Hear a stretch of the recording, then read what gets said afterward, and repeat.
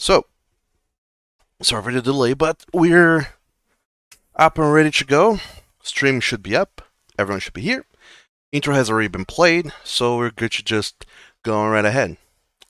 Today's a weird day because, weird quote unquote, because our friend, Crucible has stuff going on, so he can't be with us from the very beginning of the game, but he'll be joining us in about 40 something minutes, so we should be good to go until then. Hope nobody minds. That.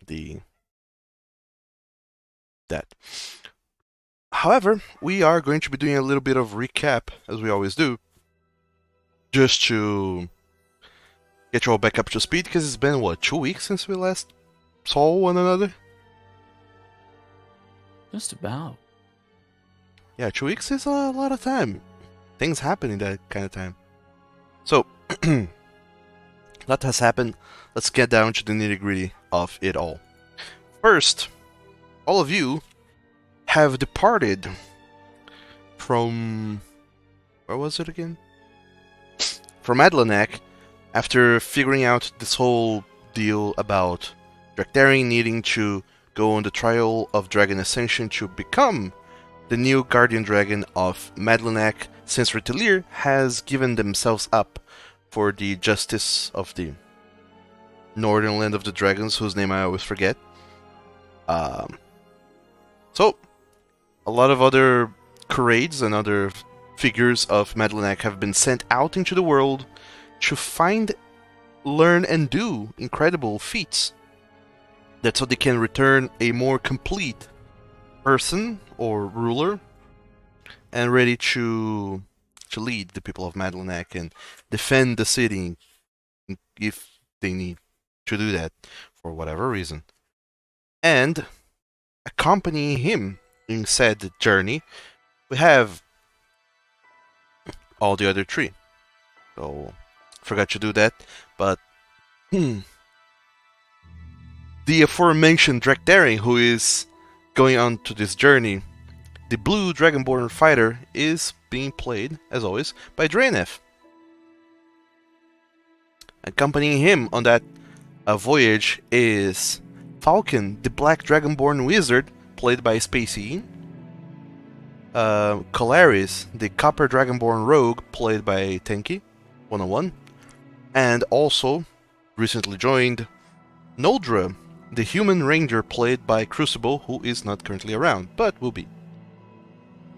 All four of you have departed, sailed through the oceans, made your way to Korund, this whole new continent, vast and full of stuff to do, things to see, and the kind of cold civil war going on between East and West that doesn't really escalate much because of the middle of the continent is dominated by something called the Abyss, a threshold that no one dares cross or interact with, really, except if if they're using the Abyssal Cross railroad track to cross it by train, one of the marvels of Ostravan and Cantusian inventions.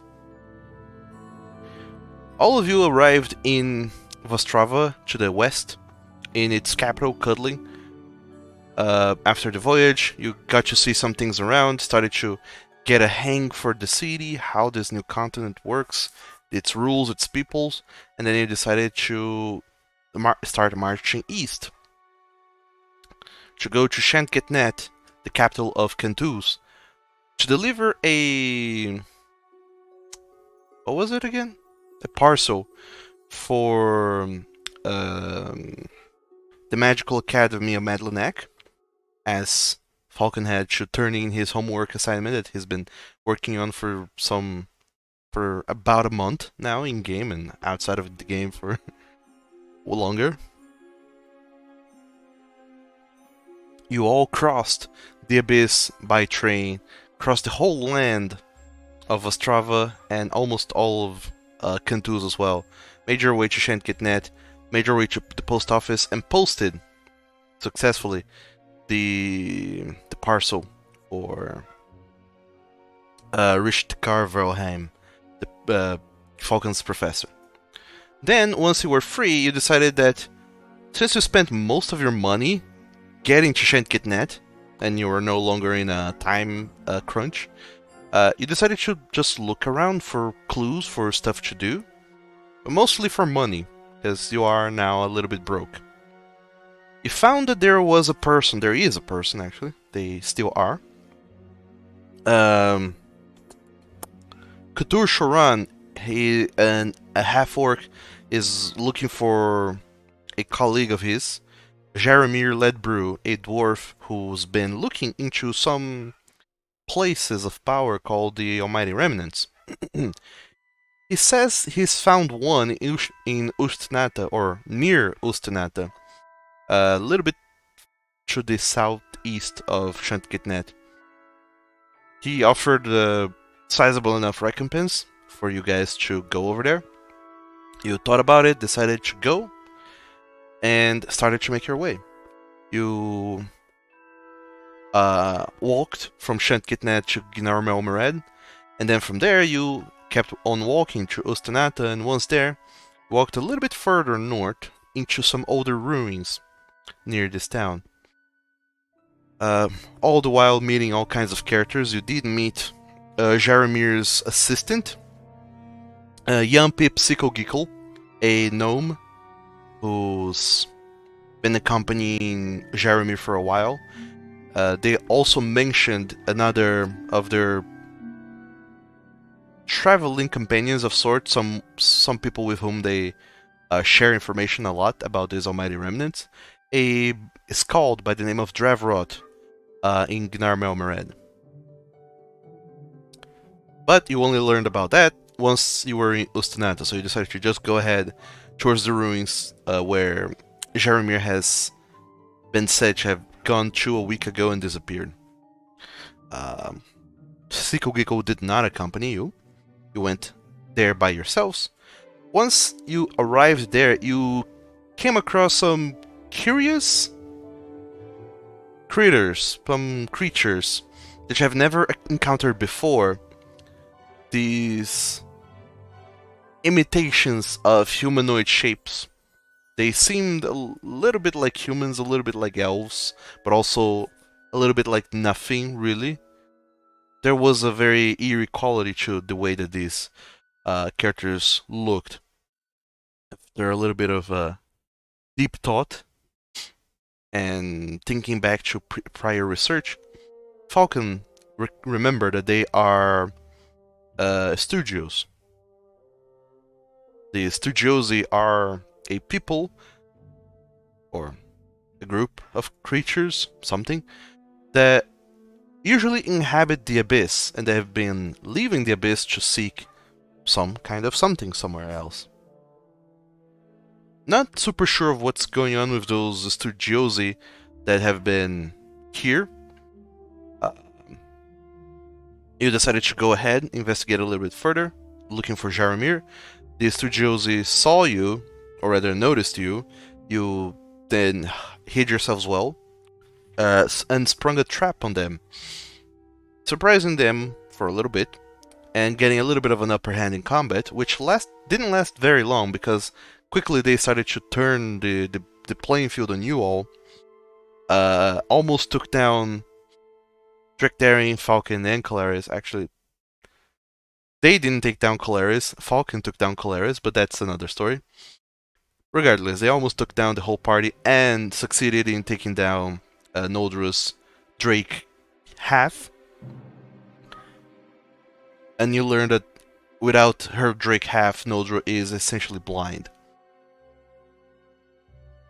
And afterwards, after defeating these creatures, after a long gruesome battle, you stopped to gather yourselves, look around, and try and understand, really, just what exactly is going on here. So, I ask you all, what are you guys doing?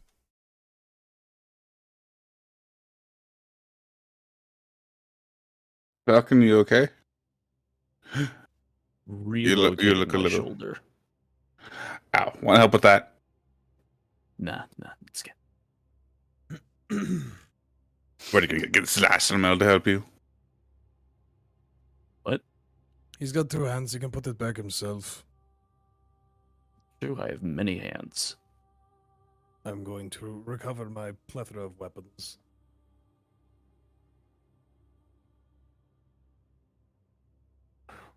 Two hands and a bird.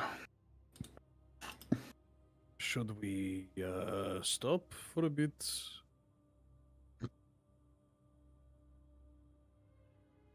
Maybe let Falcon rest? May not be a bad idea. Yeah, we should definitely. If there is more of that in any further bit of ruins, then I don't really want to have Falcon die. Yeah, no, I used just about everything on that fight. From Noldra's prior investigation of the place, when her Drake flew around, her Drake half flew around, scouring the ruins to see if there were people.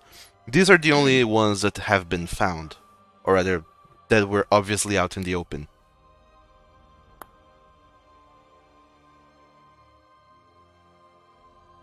You think we're safe here? No, probably not. But Ugh. we can just hunker down somewhere in here, and I'll keep an eye out. Maybe take a look around.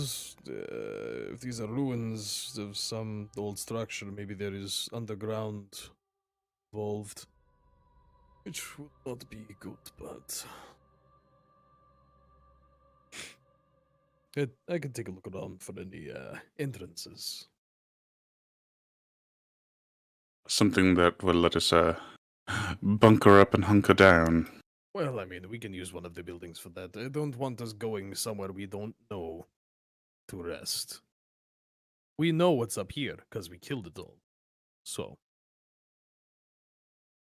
you and Falcon just sit down, rest for a bit. I'll have a look around. It's better than resting with a cannibal. Quite. Why? Quite. Oh, So, Drakdaring, you're looking around the ruins and to... I'm just going to sweep around, make sure that we're alone up here now, and see if there's what our next steps are. Sure. Entrances. It doesn't take you very long to find what else is going on. You can go ahead and make me an investigation check. Want? I like doing this. 16. I forgot to set up a DC for that. Let me set up a regular difficulty. 21. My God. No cigar. You investigate around the premises. The lovely ass premises. However, there isn't much to find.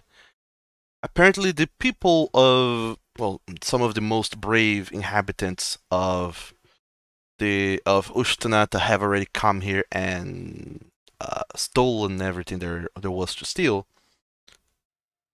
or rather, pillage, or scavenge, whichever. There's nothing really left behind, and you're pretty much just really looking at destroyed things. There isn't much to find. You do find, however, two things that catches your interest very quickly and dearly. The first thing that catches your interest as you're looking around is there seems to be a crater a little bit further away, kind of a little bit off to the side of the ruins, kind of in a clearing. There's a crater, and in the center of this crater there seems to be some manner of crackling mote of energy that is just there. And right next to the crater, laying on the ground, you do find what appears to be a dwarf person. Oh. I think that's the guy. Does he look like he's breathing from this distance? How'd you tell? Are you gonna get closer?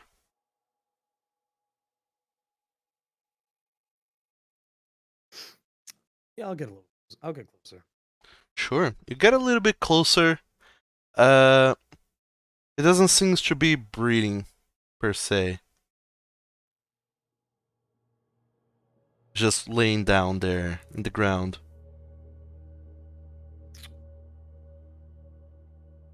Well, I will approach him and check him over, turn over his body, Sure. see if he is alive. Give me a medicine check. I'll say this is DC 15.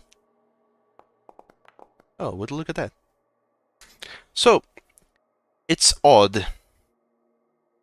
Looking at him, he clearly does not have a pulse at all. Nothing really in the way of life in this person anymore. And following the descriptions, well, rather, by the looks of this person, it matches the description that they gave you for Jaromir. So this is clearly Okay. him. However, looking around and kind of moving him, you do realize something that seems a little bit odd.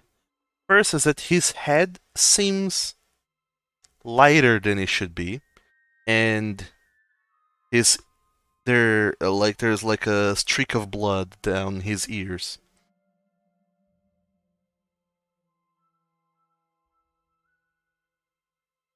Don't like that.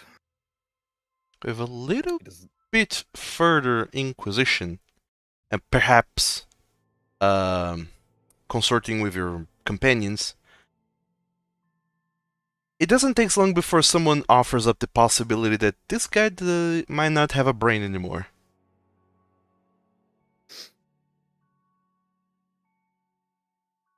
How do you lose that? If he only had a brain. Well, probably not willing.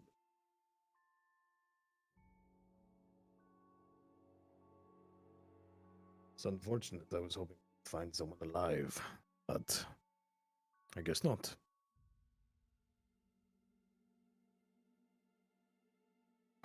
And there is, a crater with a magical sparking thing in the middle of it that I'm not going to touch. Yeah, that wouldn't seem smart. But it's obviously something.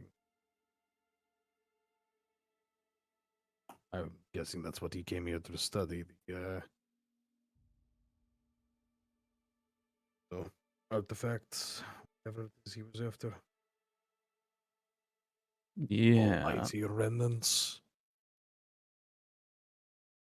As far as We the should- job is concerned, we're done with that. We should True. take a look at it regardless so it doesn't happen again.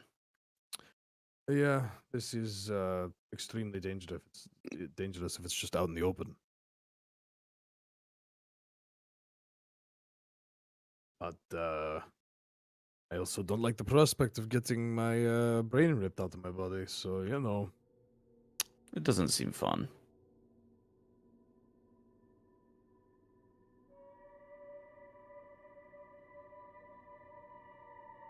well, when you two are rested up, go take. So are you guys taking a rest then? I suppose so. Alright. While you attempt to come up with a new plan of attack to tackle whatever this crackling mote of energy is, and also what to do next, you hunker down just next to a wall, shooting yourselves from the sun, and you start to perform a short rest. So you can go ahead and do your short rest shenanigans. Like roll for hit dice and recover spell slots, class features, all that nonsense. I believe if you click the bed next to your character icon, you can just choose to make a short rest and it'll do all that automatically for you. Oh.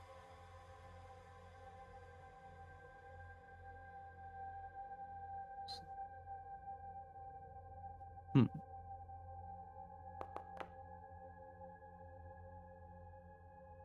Weird.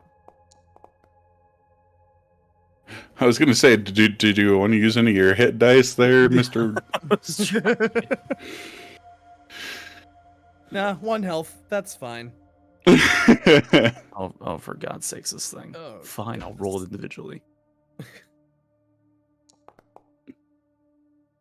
It's not letting you roll all of them? It does make you do them one at a time, even if you tell it you want to do more than one. Ah. That's annoying.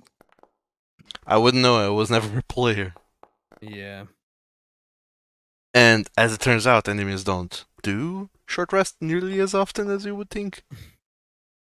I mean, either they get away or they don't. Yeah.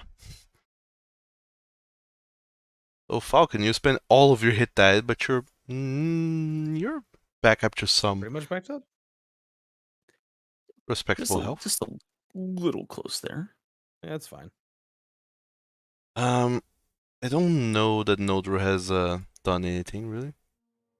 There's next to no health to regenerate, so I don't think she has any features that regenerate short rests, but I cannot be sure. well, if there was, they're recovered.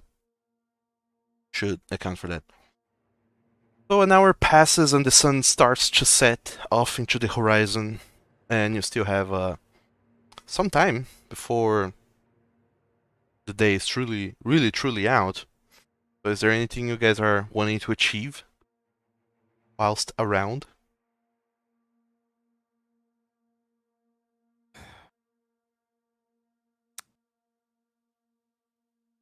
I do want to examine the glowing thing.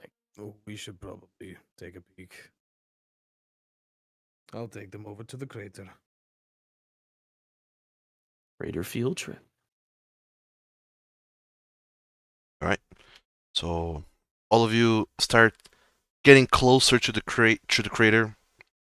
It's not super deep, and it's more wide than it's deep. It's actually kind of shallow, but it does look like some kind of forceful impact has happened there. There is even some magical residue in the air, so it seemed like whatever this impact was, there was some magical energy that it was carried over with it.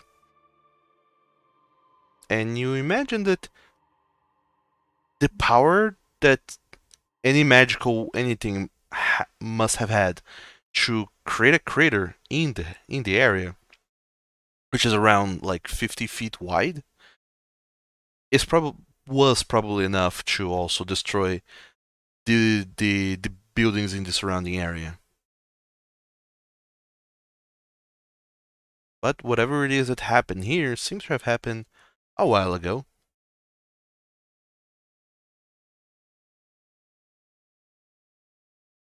By a while, I mean years and years and years and years.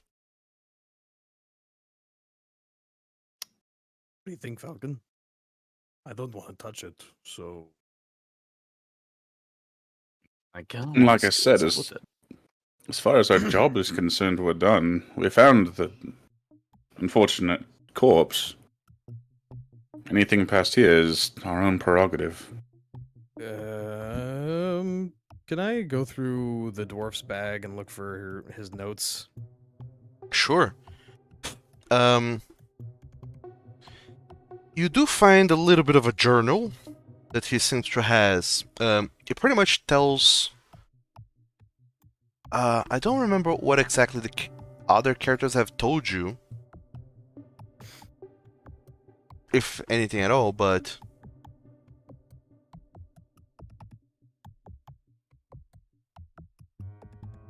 hold on, let me double check something here in the notes.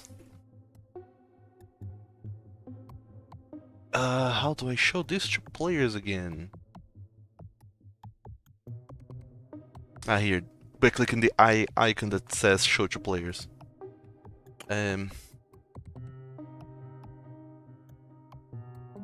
Show to all, yeah, there you go.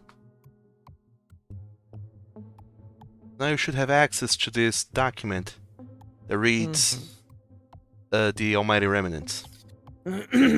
Yup. Ah, yes, this thing. Yeah. Is what you find inside the bag. Who's reading it out loud?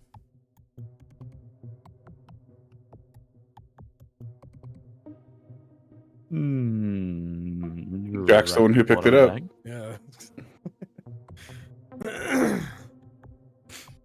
Almighty remnants. The Almighties have waged many wars against creatures of chaos, unleashed upon the land for many decades. While the Almighties no longer among us, their followers still wage wars against creation itself. The reasons behind Cosmi's actions and behaviors are beyond us, and the best we can do is study and report on this Almighty war as best we can, in the hopes that those that come after us make sense of this and put an end to the madness.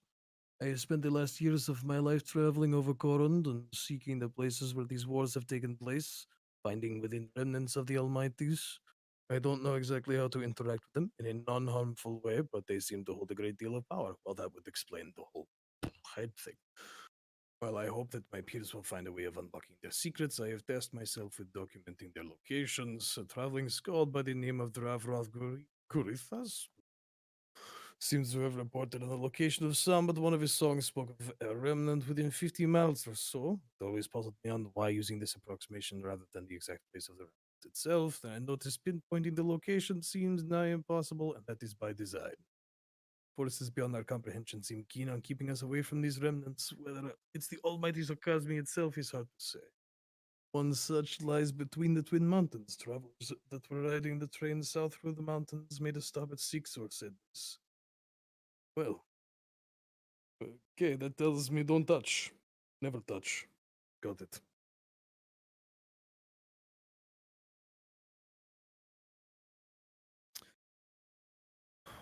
So, there's a bunch of people trying to get these artifacts then, or whatever they are. Just to clarify, by the way, because it wasn't clear, it doesn't seem like the wounds on the dwarf on Jaromir were inflicted by the energy mote thing, but rather by those creatures that were around and about that you disposed of.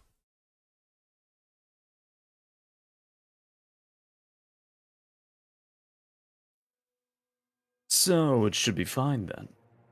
Well, it did still say interacting in non-harmful way probably will hurt. Whatever happens. Considering his brain is missing. Well, that's again unrelated, probably. It's more the spooky things that we just dealt with, I bet. Falcon, why don't one of you two, like, mage hand the thing or something, see if it just explodes? Well, I was about to say, I could mage hand it. Is a safer way to interact with it. I'll stand 15 feet this direction.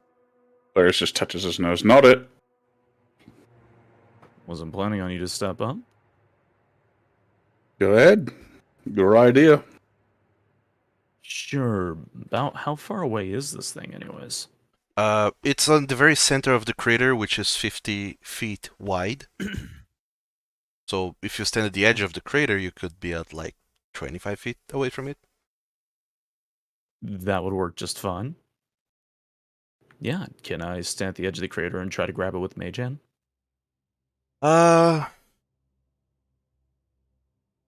Sure. Make me an Arcana check. DC 25, I'm gonna say. All right.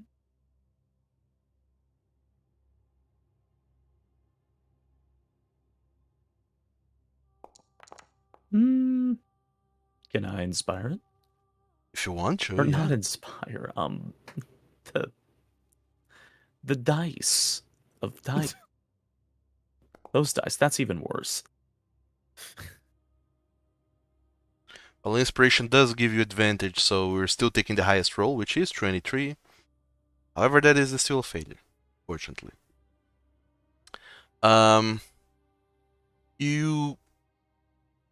You whip out your mage hand and have it go towards this mote of energy and grab it, and once your mage hand is close enough to grab it, something seems to happen, and you see that your mage hand starts to kind of distort itself a little bit, but also be kind of shimmers and shadows here and there for a while, before it seems to expand into a much larger hand that now also resembles a dragon claw, or rather a whole dragon hand, much like yours. And that very large dragon hand just grabs this mote of energy with almighty power that you did not know you could do, and starts to bring it closer. And whenever you start to bring it closer, you feel a little bit light in the head. It feels almost as if the magical energy within this mote of energy is a little bit too overwhelming for you to actually consciously interact with. But I do need you to go ahead and give me a Constitution saving throw. Okay, okay. 4. Boy, oh my god. At a 4. Yeah, I got a 4. You inspiring yourself again on that, or Probably should. I'll be the mooch for today. I'll use all the inspire. sure? Oh, it's only a 13. It's better. It's better than a 4. I said did I say the DC? No. Nope. Didn't I? Huh. Oh, I was thinking 15 in any case, That's okay. which is still a failure, but it's not that bad of a failure. You feel like your mind is. You feel like you're almost losing consciousness as you try to focus into this, and you feel like you could give yourself into this feeling and let this arcane energy take you over. You're not entirely sure what's going to happen, but you feel like you can let it wash over you, or you can, with the last remnants of your consciousness, just push it away again with your mage hand.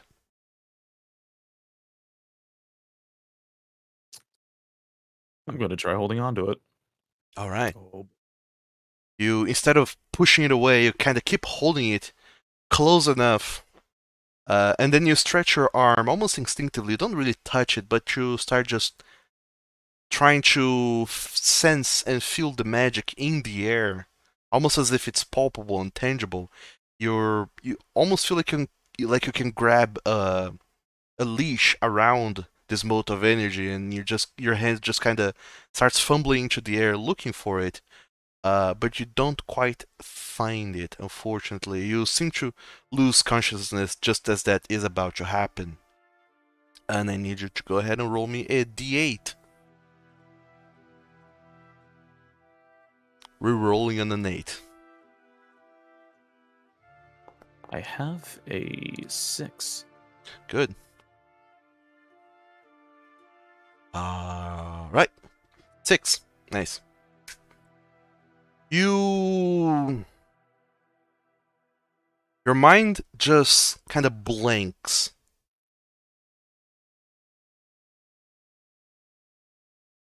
And when you open up your eyes, you notice that you're no longer in this crater. In fact, there is no crater. All of this place around you, there's still buildings everywhere. And there's people walking off into the distance, kind of trying to observe what's going on. You see that some people are putting up some kind of rites here and there. And as you look around down to the ground, you do see that you're standing in some kind of circle of some arcane circle with some, as of yet, undetermined purpose. But as you look down, you also notice that you are holding in your hands a scroll with a script and some kind of staff, both of which are very unfamiliar to you. But what actually strikes you the most as odd is that these are not your hands. As you turn them around, you notice that these hands are not that of a dragonborn. You kind of try to examine your body a little bit, and you don't seem to be a dragonborn. You seem to be a turtle. As you look around, you see some people just kind of clearing the area. Eventually, someone else walks up to you. They deposit in your hands what appears to be some small glass beads of crystal, each colored. There's a red one, a blue one, a white one, and a brown one.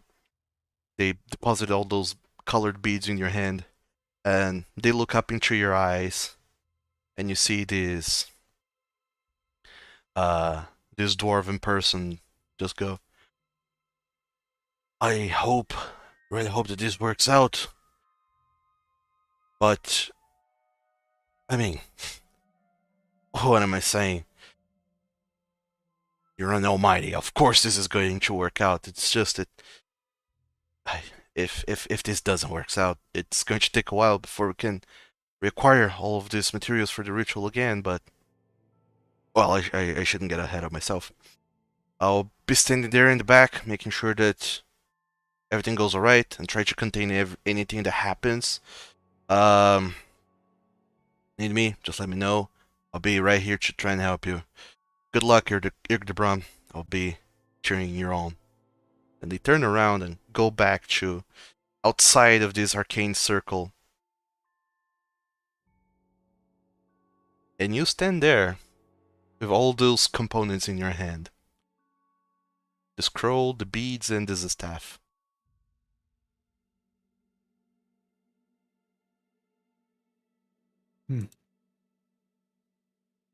So, is this the past? You seem to think it is. You recognize the scenery around you to a certain degree. There doesn't seem to be any crater yet. The buildings they look like what the currently destroyed ruins would look like if they were not destroyed. You imagine that you are in the past, and in fact you might be reliving a memory of someone else. What a fever trip. Is there anyone around that I can maybe talk to or ask? There's a bunch of people, all of which are standing outside of this arcane circle that has been inscribed into the ground with sigils and such. However, everyone seems to be looking expectantly at you as if you know what to do. Just kind of cringing at that notion and looking down at the scroll that I've got. Alright, you look down at the scroll and your mind just kind of wobbles back and forth a little bit. The text in it seems to be written in a weird language. You're not entirely sure what it is, but as you look into it, very faint memories of dancing come to your mind. Then you shake your head and look back down at the sigil and the paper, or at the paper itself, to try and understand what's written in it, and you cannot make heads or tails of what's written. But I will show you what is on the paper itself.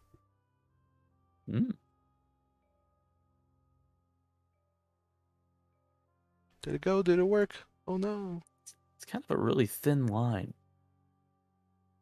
Well, dang nabbit. What? It's a nice line.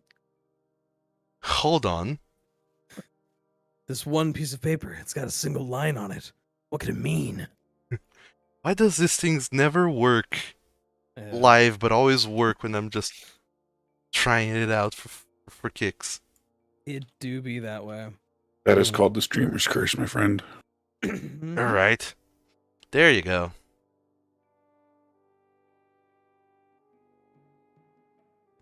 Can you see it now? I can. So, you look, and that's what you see written in the paper, in the scroll.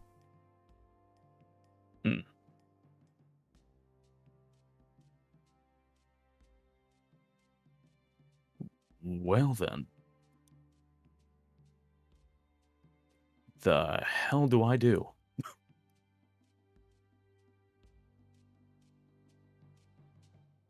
Hmm. Can I? Well, I can't understand it. I can't read it. Oh, I'm not sure what to do, actually. Well, it seems like you're here to do something that Irk de Bran, who you know to be an almighty of old, he did something here some time ago. You're not entirely sure what. And you're reliving this memory of him doing this thing that has been done. Apparently, from what the dwarven person has told you, it seems like like you're preparing something. You're going to perform some kind of ritual for something. Using these beads. These Nice. 4 colored beads. One red, one blue, one white, one brown. You have this scroll in your hand that seems like instructions. And you have a staff in your hand. It doesn't seem like a combat staff. It seems more like some kind of arcane focus to direct energies and be of general aid in performing rituals. It's kind of like a slightly larger wand. Okay, I see.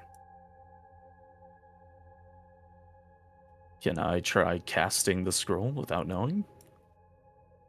As you look at the scroll, it does not seem to hold any kind of magic within it. In fact, when you look around and try and perform any kind of magic that you are used to, you realize that you, Falcon, are not here physically. All of your skills and abilities cannot be used here.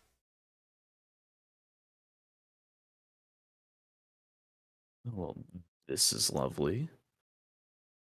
Can I activate the beads? You're not entirely sure how to.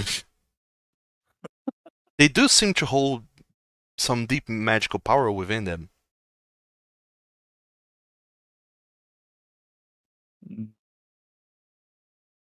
Throw one at the circle? Alright. Which one? The white one. Okay.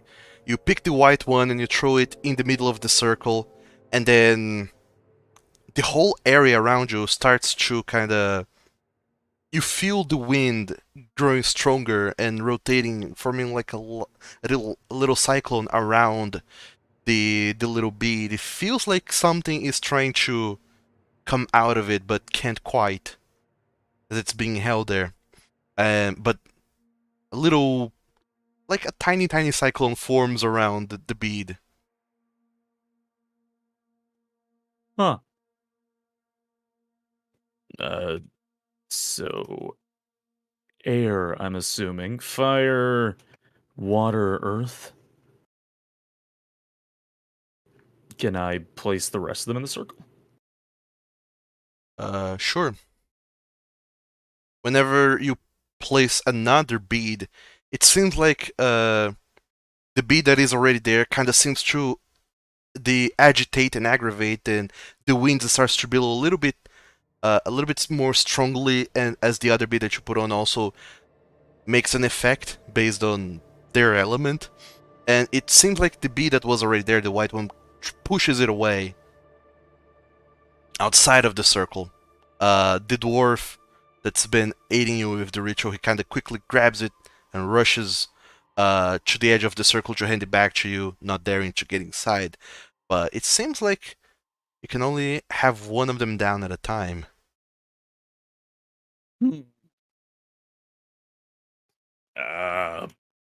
Place the brown one and pick up the white one? Sure. As you pick up the white one, the cyclone fades, and you put down the brown one, and it seems like the ground itself starts to shake and shudder a little bit, and you can see that it starts to move around, almost as if the ground itself is dancing beneath the brown bead.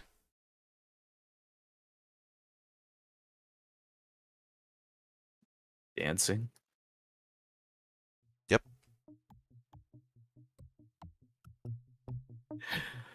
I wish I had Drac here. As I say that, kind of feels weird to hear your voice now, which is different, but this different voice says that, and you can almost feel your consciousness being pulled back. And as it's pulled back a little bit, it kind of zooms out of this circle area that you're in, and you open your eyes for a little moment. You see that you're still using your mage hand to grab onto the energy moat, and you look around and you see that Drakdaring is there, kind of at a distance, watching you carefully, making sure that nothing's gonna explode and take him out. But it seems like give you a encouraging thumbs up. And then when you look back, every time you blink, it seems like you phase between being in this memory and phase out then into the present time. You seem like you have some ability to kind of go in and out of it. You feel like perhaps you could... You're not entirely sure what will happen if you end the connection to the energy mode, but you can kind of control yourself to not be in the memory anymore and comfort with your companions. Share information and such. You good? Slightly. A little nauseated, but good. Sure. You've kind of just been staring. Ah, right. That mode is like some sort of looking glass. Okay. Like, it shows you something that's dedicated to the memories of the object. And you are currently watching them, then? Yeah, that's a way of putting it. Hey, at least you still have your brain. This is true. Brains are important to keep. They tend to be useful. Hey, Crucible, welcome So- to the game. Hi. So, are you're okay? You're not in pain other than feeling sick? Good. Yeah, no, not in horrible amounts of pain. Okay. We'll, here, I guess. It's a little hard to grab, but I'm working on it.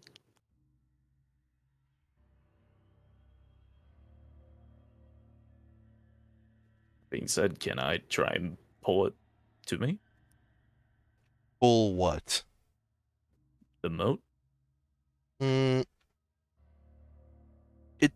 The closer you try to bring it to you, it feels like that overwhelming sensation is going to overwhelm you to a point where it might actually be harmful. It feels like the distance that it is like the safe distance to operate this from. I guess I'll place it down. Well... Okay, so it might kill me.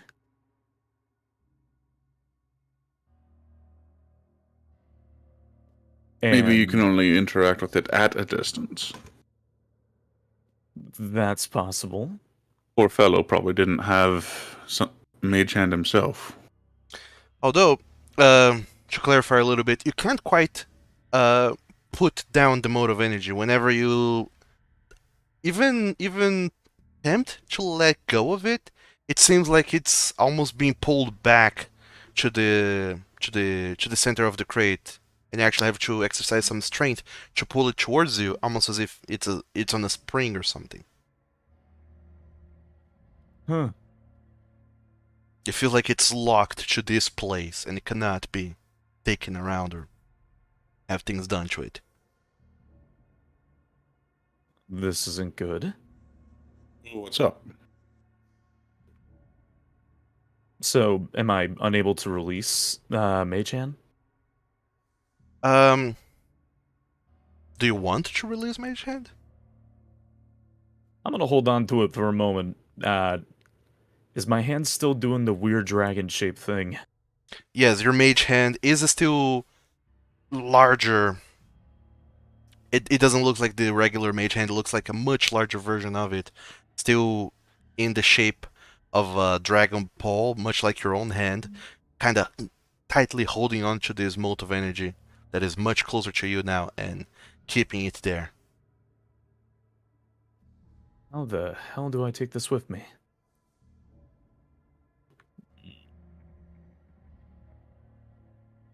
Do we need to take it with us? It wouldn't be a bad idea instead of leaving it out here in the opening. Open.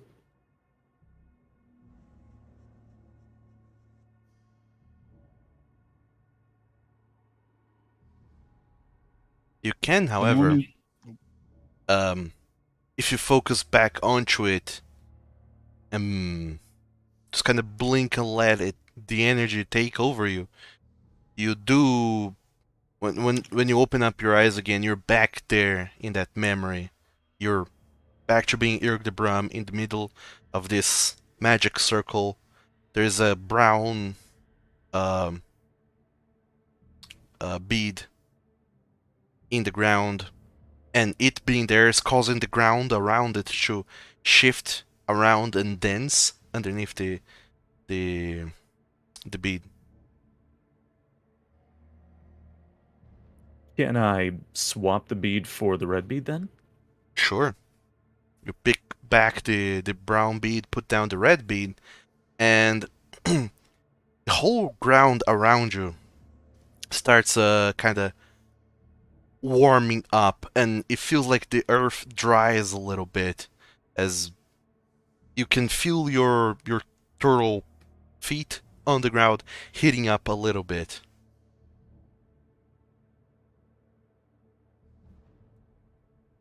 Is this causing any effect outside? No, it By any seems chance? it seems to be constrained to the magic circle. Blue bead swap? The blue bead causes the whole ground to kind of get damp and sodden immediately. But also, there's something almost melodic musical to the way that the ground crackles or just shifts and squelches. It's making kind of noises, cultural noises, but these noises, they seem almost musical. There is a rhythm to them. Dancing and singing, huh? So is there a proper order for these beats then?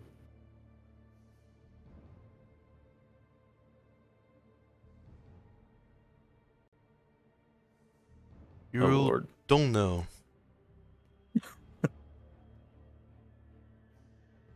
In fact, you can make a DC 20 religion check to see what you, Falcon, can remember of Irg the Brum.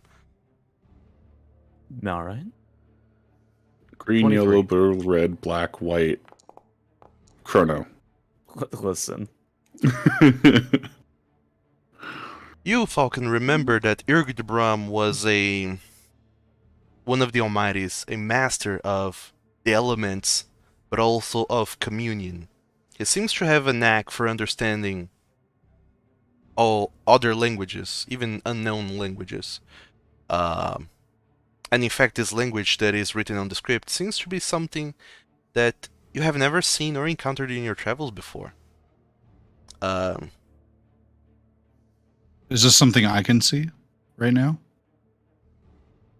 you can't quite see into the memory, but Falcon, when he blinks out of the memory, he can describe the language and the sigils to you if he wishes.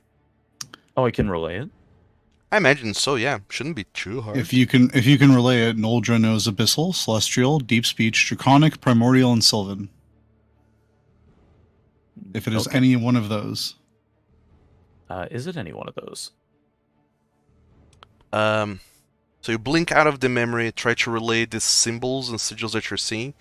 And Noldra, this seems like Abyssal, but there's something to it that isn't quite decipherable per se.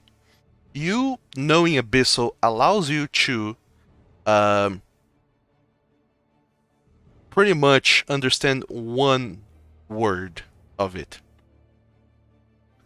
You do know for a fact that the vertical lines with two diagonal lines crossed, they're full stops, and you know that the vertical line with one diagonal line in between are commas. So there's some word separation, and you can choose any one word of that to know the meaning for. Okay. Let's go with second from the left on the top. So, second word, top line. Okay. That word, you try and look into it, and it reads weirdly, but it reads as left. Okay. Left. It seems to be some sort of abyssal, but not normal abyssal. Can't quite decipher it, but that second word I believe means left. And these lines here, these are full stops and commas. Could be possibly maybe directions, perhaps? Considering that word repeats several times.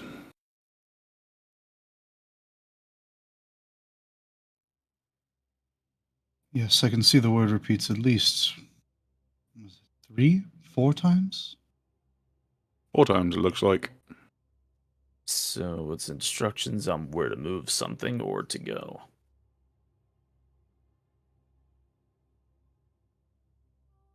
You remember that in the memory you're holding a wand of sorts. The way it seems, it feels almost like some kind of baton for you to perform some kind of ritualistic dance. I was just thinking that. Oh god, I've got the Wind Waker.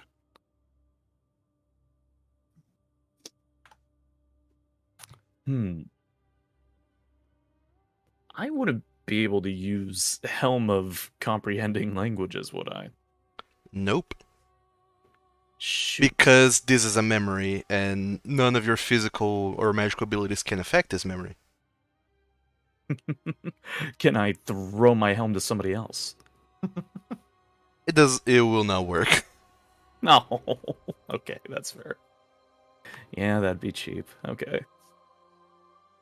I mean, the fact that Noldra knows Abyss already kind of gives you a lot of leverage with this. You are able to understand bits and pieces of this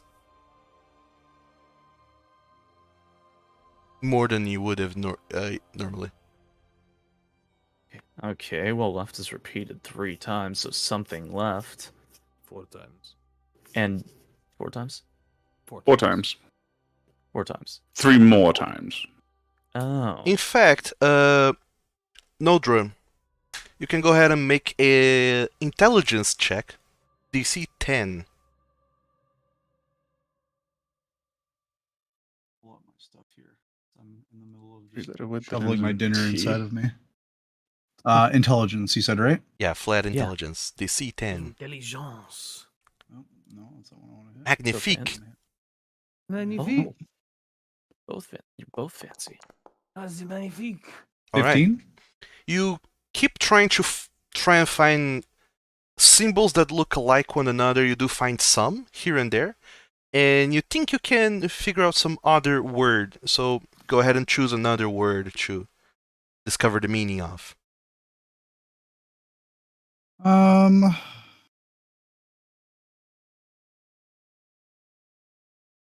Well, let's see which one repeats the most. The last one on the top line. The last one on the top line. Yep, so the farthest on the right on the top line. Those three symbols read as right. Got it. Okay.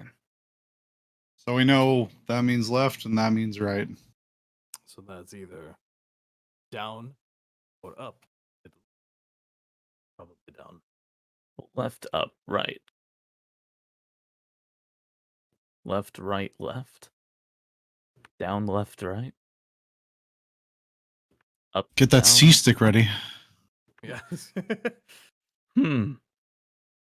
Well, Perhaps it is some sort of instructions on how to maybe move the baton.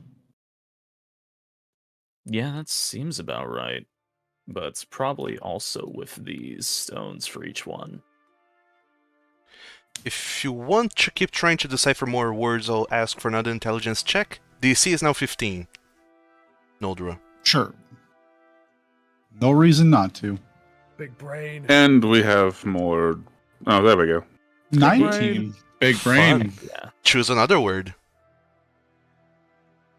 Do the third No. one. We'll do the third one in the top line. All right, that is those three symbols reads down. I knew it. So Which if means we that other one. probably might means be up. up. That means up. There's a few others that we don't. Well, Noticed. Just the whole left column. Okay, Which well, is- I've got There's the all- pattern there's a- written down. Probably the 4 elements. If you want to roll again, now it's gonna be a DC 20. I'll roll until I can. Sure. But this means I have to roll pretty darn good. Natural 20. Nope. Nope. You Much can savage. you can no longer attempt to roll for language understanding for this puzzle. Unfortunately, that is the extent of my knowledge here. Left, down, Okay. right. Left, right, left. It's locked. It's locked. It's locked. All right. Can I try? Water. Well, the red one's down. Yeah, the red one. No, wait, the blue one's down. fine. Yeah, the last bead that you put down is the blue one. With the blue one down, can I left, down, right? All right. Are you just moving your baton in those directions? Yes. Okay. So the blue bead is down.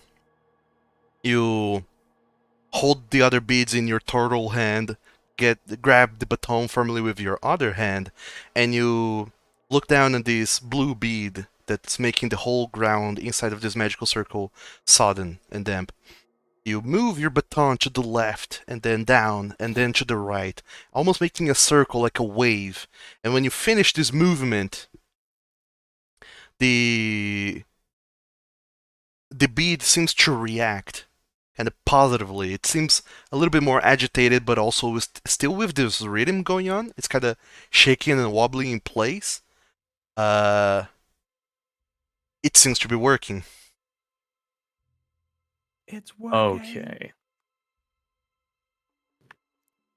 That's okay. All right. So the patterns, I assume, are supposed to be relative to the individual thing. Oh God. Can I try placing the red one now? Sure. You place down the red bead, still within the circle. Sorry. Still within the circle, and it seems like the blue one lets the other one stay in. It keeps kind of shaking the harmony, and the red one starts to kind of just make the ground around it very hot, and doesn't seem to react as positively as the blue one. It's kind of just sitting there.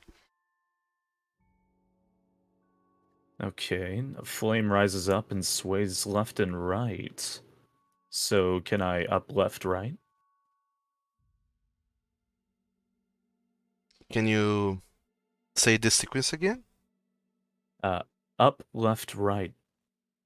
Up, left, right.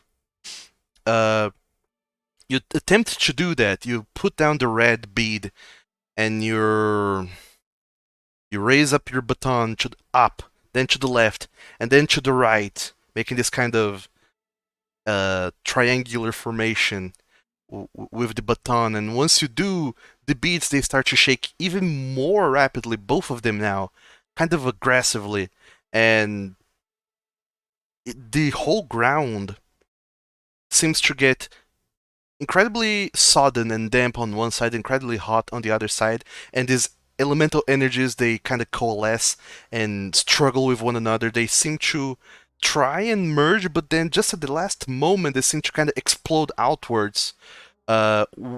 Both beads fly out of the circle. The whole ground goes back to normal, and you get blasted out of the memory. Falcon, you suffer 1 level of exhaustion. What? Oh dear. You all right? No, I'm fine. Just gotta try that again. Fuck up. What? Did you fuck up? Yeah, I fucked up. You fucked up. Okay. What color do we have for the beads here? Okay, they're blue, red, white, brown. So earth, air, water, fire. I tried putting fire and water down. Guessed right on both of them, but they counteracted, so they sent me back. So I probably have to do white, brown... Wait, no. Brown, blue, and then red, white, maybe.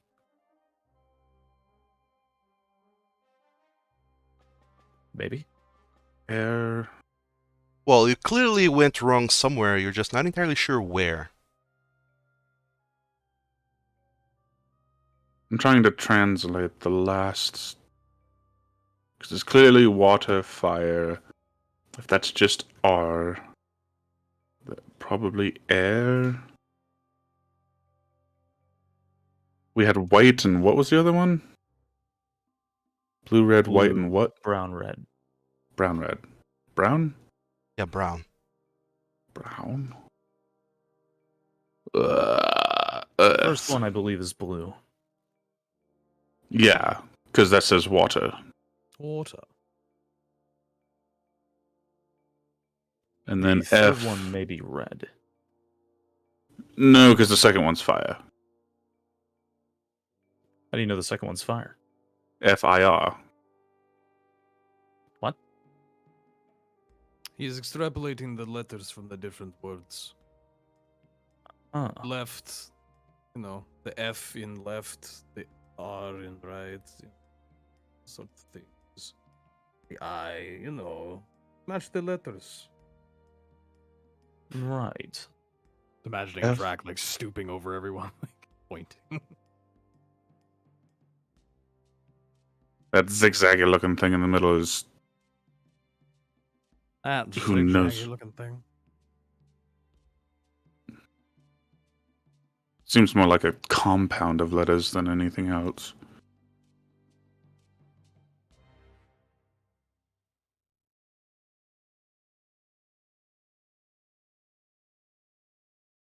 No, I mean, we could assume it says left. Well, it could Well, also we- be more of a phonetic language, and the R in this case is more of just the, tur, fire, water, fire, air. Dr- We've got several people, maybe, Motion pain. of... Like, the motion of the thing seems to be what Oh. it is. It's water, fire, air, and earth. Mm-hmm. Yeah, the last one is Earth.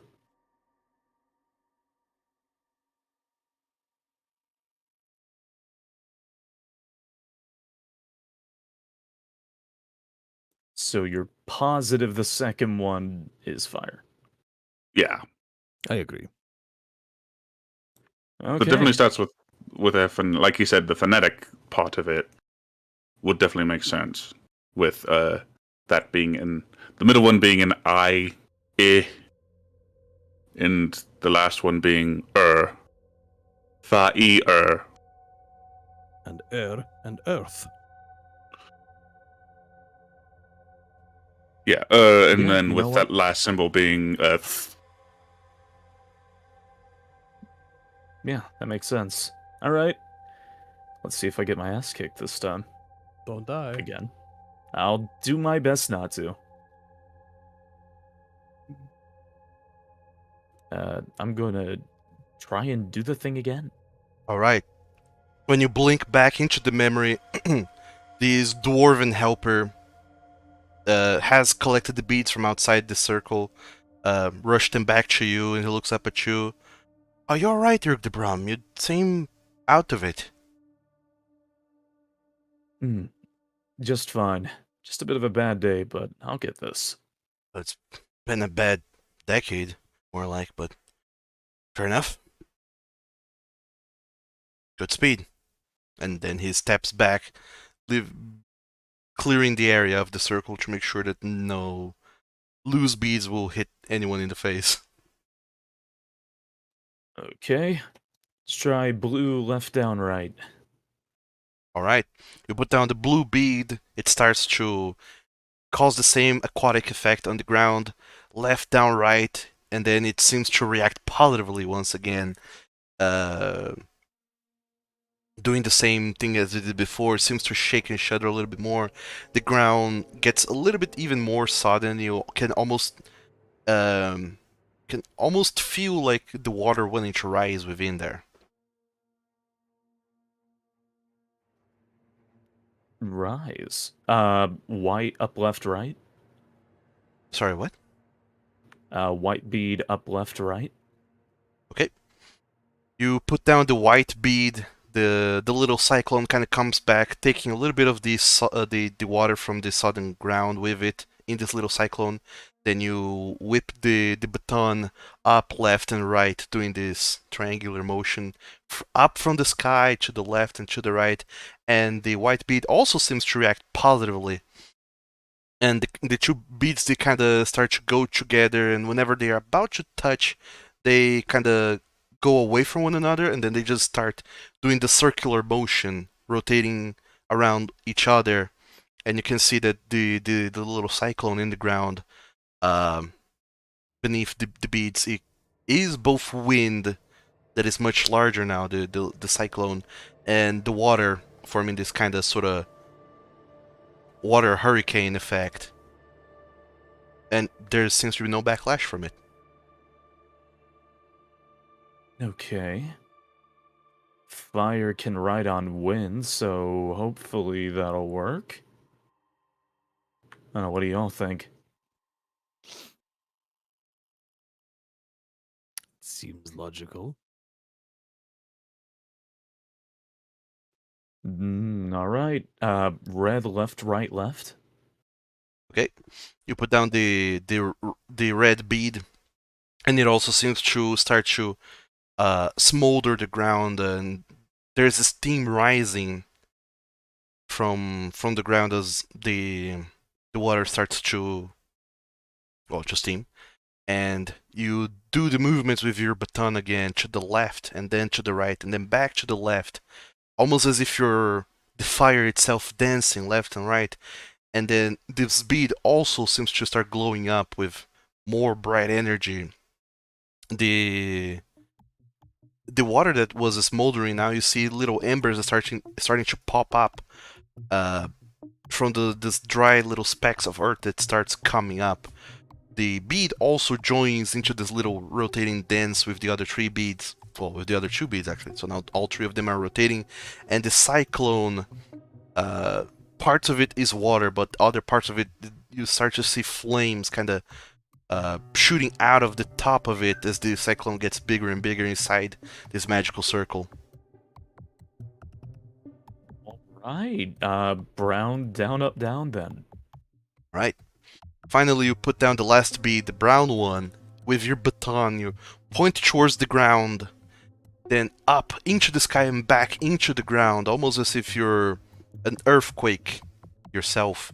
And you see that the ground starts to shake and shudder and break apart. You see little specks of dust coming up, and then little beats of earth, and then actual chunks of the ground itself starts coming up and coalescing inside of the hurricane that now starts also to form this kind of dust effect around it. So it's pretty much all four elements are combined in this big hurricane, and you see that as this is happening, parts of the soil are being taken away, creating this crater in the ground.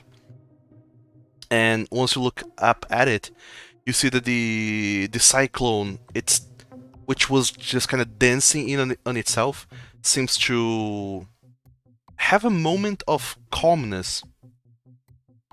The beads kind of stop dancing inside and they kind of come to the outside towards you. Two of them, they just hover there on the on the outside of the cyclone. And two of the other beads, they just kind of hover around to the sides. And then you see that the beads kind of connect between themselves and to the cyclone itself, and creating these arms of energy, and the two beads, they light up even brighter, and it seems to also form like some kind of face. And you see that this elemental of all elements is now just waiting for your command, as you, Irgdebrum, has managed to summon and bind this elemental creature, this almighty elemental creature, here to this place right now. Just as you finish the ritual, having the elemental come up, you see off to the side now some shouting going on. You look out, and outside of the circle, all of the people that were watching, they start screaming and yelling and kind of just running away. The dwarf seems alarmed, and then looks down at you. Oh, finally it's done. They're coming. It's time. More coming. The agents of chaos. Oh. The Studiosi, they're coming.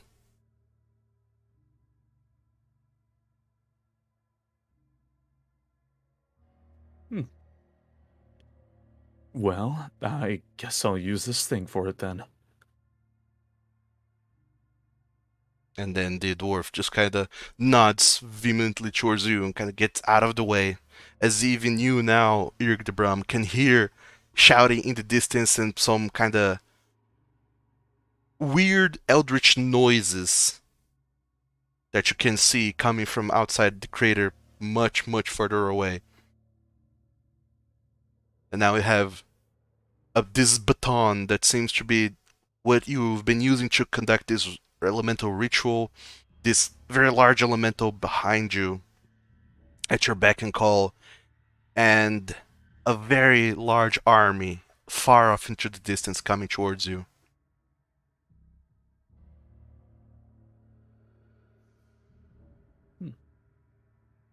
Guess you use the elemental to fight the army. Alright. You point the baton forwards towards the army and give the command for it to attack. The elemental just starts to swirl and swoop up into the sky, almost as if it's bounding. And as it jumps up, it seems to take with it a large portion of the constructions. The elemental force that it's wielding is so extreme that some of the walls and the ceilings, they get demolished and brought with it, adding to its mass as it just becomes bigger and bigger, flying through the sky and then until it lands much further on, and it approaches the incoming army of Studiosi. And just as these two armies are about to clash, everything goes a stark white. You look around and it's just white everywhere, everything. You look down and you no longer have a wand in your hand or a spell or a scroll in the other hand. you're back to being your normal Dragonborn self. And when you look ahead, you see this turtle figure walking very slowly towards you. It looks you up and down. So, finally come. Someone worthy of receiving our almighty gifts. What is your name? Falcon. And I'm assuming this was one big test then, huh? You need to understand why we did what we did. And why people that are still around are doing what they are doing. There's a great force coming, and it doesn't cares about the living, and it doesn't cares about anything. It's a force of pure chaos. They will try and fight it, and I'm afraid you will need to join the fight as well. But I have faith in you. If you have passed the test and earned my gift, I believe that you and your companions will pass the other tests, earn all of the other gifts, and succeed in the task.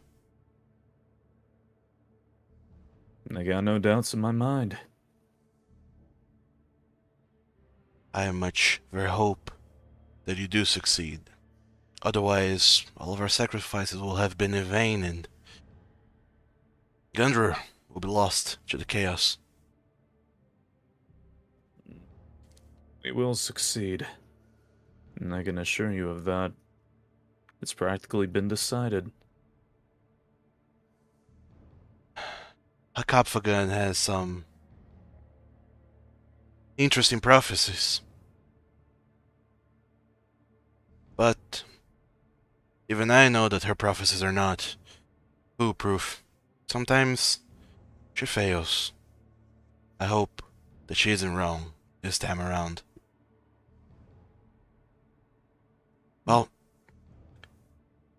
I see that you have many capable companions. I'll leave it up to you to choose who should receive this gift. And then Irgdebrun kind of takes a few steps back, and you see that he just kind of focuses and channels some kind of power. And then you see that his arms, they start to catch on fire. His whole everything catches on fire. His whole self is engulfed in flames. And from those flames now you see that he, whenever they just kind of burst outwards, but when the flame kind of gets controlled back into around his form, you realize that the Irgdebrun that you were talking to is no longer there per se. All that remains now is a fire elemental. And then he starts just approaching you and gliding around you. I'll bestow upon one of you this gift. Turn yourself into a creature of elemental power. This should help with your incoming trials, whatever they might be. Creature of elemental power, huh? Now, which one of your companions shall I bestow this gift upon? Well, let's see. Jack's usually fine when he's out front. Nothing really bad happens to him there. But he could suffer not being so, I guess, stabbable to magic stuff. And then there's Colaris, and Colaris could probably use a little bit of help on the front lines, too. So this thing just lets you turn into an elemental being? Yes, either a fire, earth, air, or water elemental. I don't suppose this is something we can decide on later, is it? If you wish to, I suppose you can. It is, after all, a big, endeavor to take on. I have There's faith still in more you. of these remnants. Yes, there are many more remnants. Reminders of our battles spread throughout the lands. Unfortunately, I cannot help you locate them. We have purposely made their locations difficult to find. Only those worthy should be able to find it. Thus far, you are the first one to find and unlock them. Now that others aren't trying. Well, we've got a lead on another, so I'd say that's a good start. I would hope so. I have faith in you, Falcon. And in your companions as well. Thank you.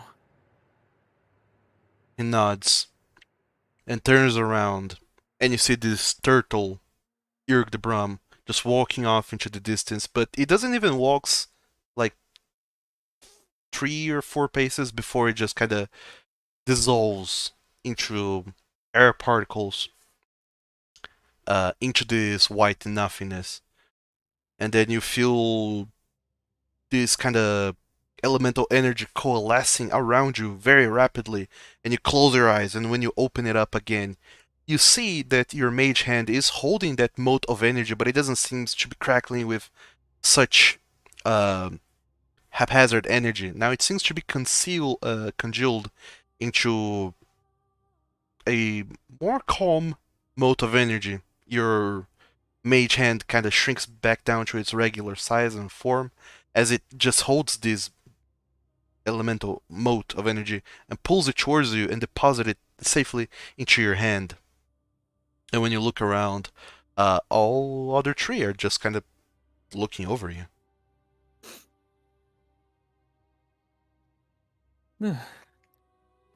Alright. See? Told you it was worth looking at it. You look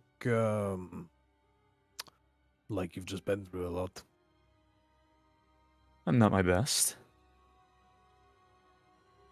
But now What? we don't have to worry about this thing hurting anybody else. It's positive. What did you learn? Essentially, there are more of these things. And they may cause some serious problems if we don't get the rest of them. That journal you found, there was another one apparently between some mountains. Yeah. It's a bit of ways off probably, but what are we suddenly going to go on a treasure collecting adventure? It may not be a bad detour while we're here. You said we're low So on what you're money, saying is we right? should have stopped at that remnant on the other side of the continent when we were over there in the first place. Look, we have months to do this. It's fine. I'm never one to say that more things of power is bad, so you know. Be surprised how quickly time will pass when you're not paying attention to it. It's very true. Let's make a mental note of what that dwarf said to me, and we can get back to that at a later point. It was straight on the other side of the continent, though, unfortunately. I'm sure we'll have to go back there eventually. It's fine. We'll put it on the list. We know where the third one is now. And the one between the mountains, that was on this side, right? Yeah, I think. I think. Where's our world map? Depends if you have the map. Hold up. You start to quickly pull out the map and unfurl it, place it down on any kind of solid land that you can find.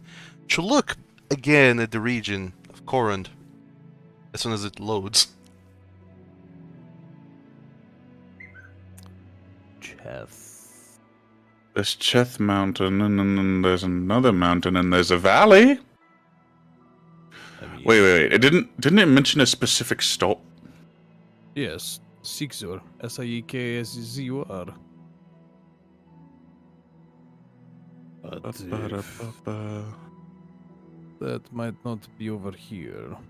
Don't believe that's on our map. Do you happen to know where Siexur is? Have I ever seen it? Noldra, Gone by it? make me a history check, DC 15, I'm gonna say. Himstery. Himstery. Himstery. Oh no. Nice. That's not happening. Nope. It's Don't not know. Don't know about that one, Chief.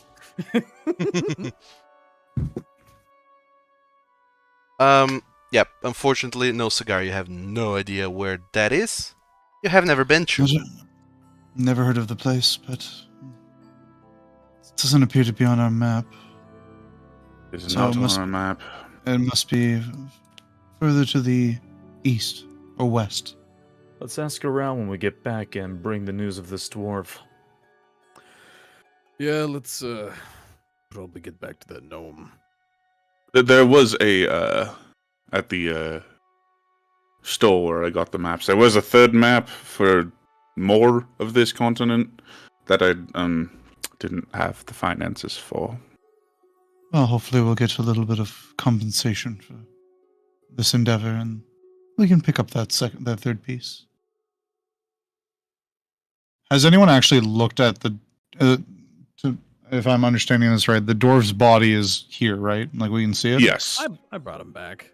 Did has anyone like looked at it? Yes, they have looked at it.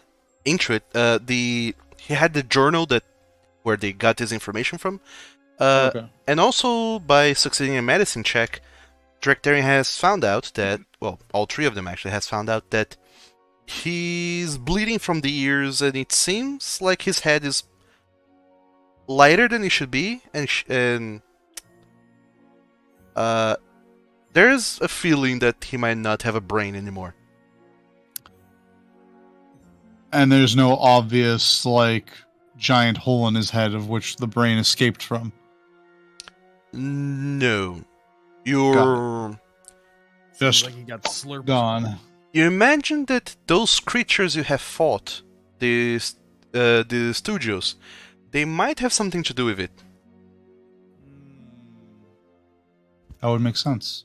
You remember that the last one, the big boss one, whenever it died, all of its body dissolved and just the brain remained as it was trying to kind of raise into the sky before it lost its power and just kind of plopped back down. It was Got it. gross.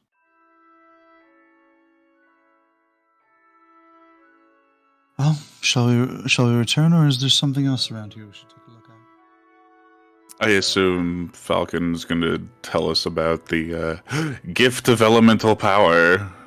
Eventually. Debating on it. Think Asshole. about it. He's like, this is my lawful evil coming into play. I might just keep it for myself. Mhm. He's right, you know. Hoard all the gifts! He's right, you know. Yeah, alright, I'll go pick up the dwarf's body and we can start heading back. So Oh, you're... yeah, that was my one question. Are we going to take the body with us? Just let them Oh, yeah. inter it somewhere better? Yes. Okay. I may be a brute, but I'm not a savage. Oh, I We could thought you were a give the- barbarian. Give the poor fellow a proper burial, perhaps, at least. Colaris, I will separate your legs from the rest of your body if you keep it up. At least I know what buttons not to press. So, Noel just snaps her fingers, by the way, and resummons the Drake. sure. You spend a first level spell slot. Yes. The Drake is resummoned. Where in the world is my... Where in the world? my DM screen with my handy dandy information for distances? Oh no. Well, you do travel 3 miles per hour by walking, I believe. Might be wrong on that, but I don't think I am. In any case, yeah. The Drake Noldra will continue to be a mount for secret old man. For Falcons. I've been Secret trying not old to man. forget that he's an old man. No one will ever expect it. You just got done with a short rest. Do you really need this? He was doing brain things. He's Wait, we had a probably short not rest. hired. Do I get a He short did have a rest? short rest. Yeah, you Yes. did. Okay. I gave you a This short is rest already. important. I ate all my dice. Oh, you already gave it to me? Okay. Yeah, you should have recovered your class features that come back in a short rest, if there's any, and some only hit used- dice as well. Okay. Cool. Cool. Okay, brain thing makes sense, actually. He's exhausted. Let him. This makes sense for once. So you make your way Once side-eye Falcon. to Ushtanata, which should take you 3 hours to arrive. By which point it's already like late in the evening. Should be 9:30-ish when you get back to Ushtanata.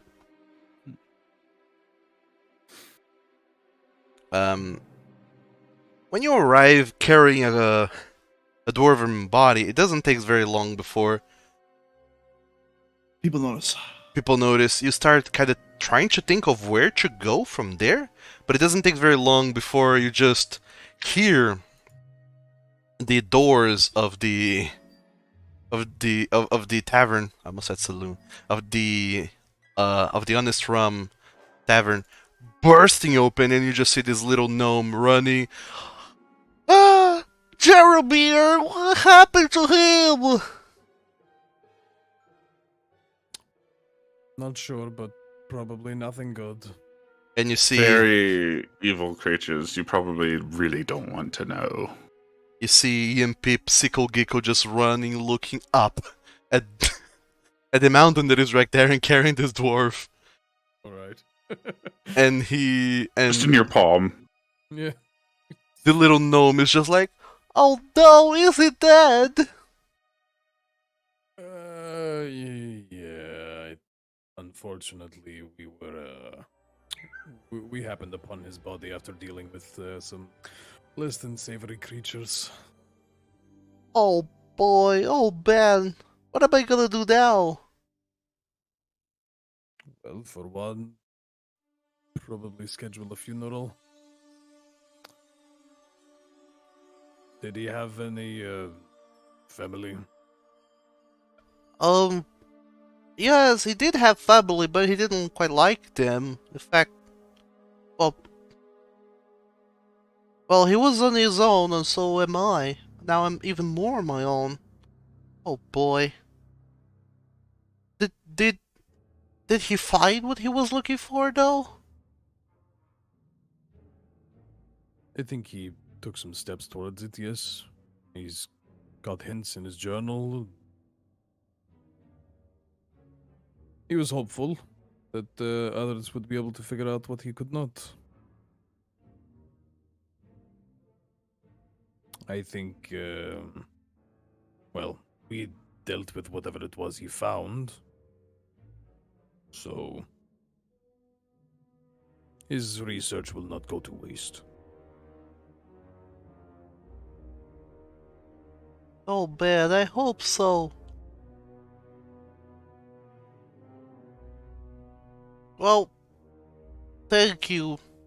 I don't know what to do, I guess. I guess I'll go back to Gnau Melmered and bring the news to Dravrov. Perhaps get his body buried and inform any next of kin. That is I- best possible idea. I don't think there's any next of kin that he would like to be buried here. He would like to be buried with his research, or rather, not with his research, but because of his research, I guess. I think he would like to be buried here. Yusnata is one of the closest cities to those almighty remnant places.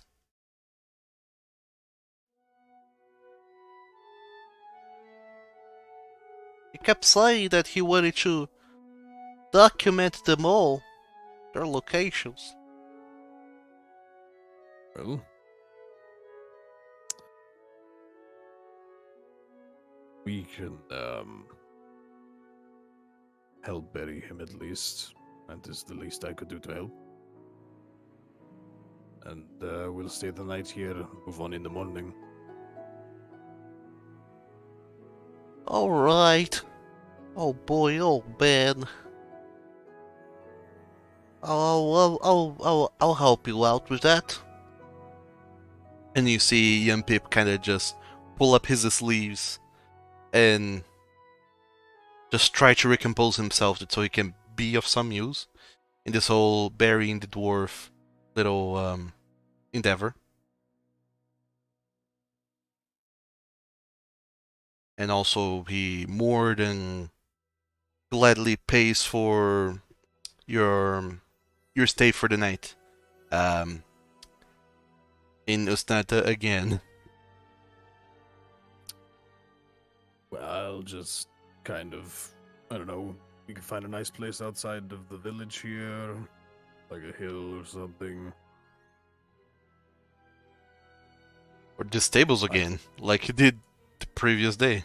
Well, I know I mean to bury a dwarf, that's all. Ah, to bury the dwarf. Ah, I see. I thought you meant a place for you to stay. No, Bury the dwarf, bury the dwarf. bury the dwarf, bury the dwarf. Yeah, you Find a nice tree you do or a big rock. you do find like a kind of a tree Mhm. near the archway on this dilapidated road that leads up to the ruins again, where unfortunately he met his demise, but also probably made the most scientific breakthrough of his career, which was finding a almighty remnant. You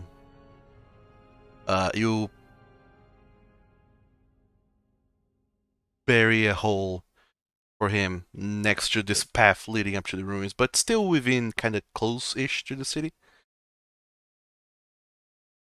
And none of you were familiar with him at all, but Yen Pip kind of starts to do a little heartfelt eulogy for him. I don't know much about the lad brews, but I do know Jaromir. He was very, very good to me, to all of our friends. He wanted to find and research things. He wanted to help against in the almighty war without, violence. I know that there's a lot of people out there fighting against the Abyss, against Cosby, but he wanted to help, but in ways that no ordinary person could.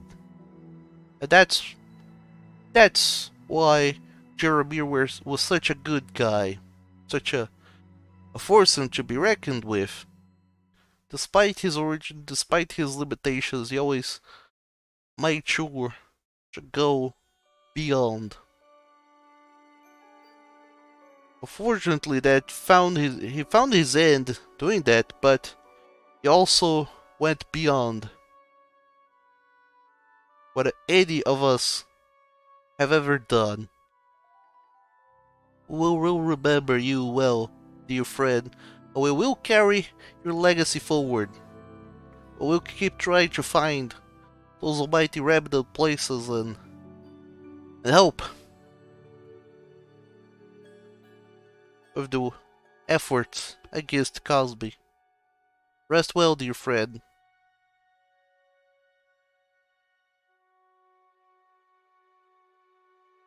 And then he looks around to the other five of you.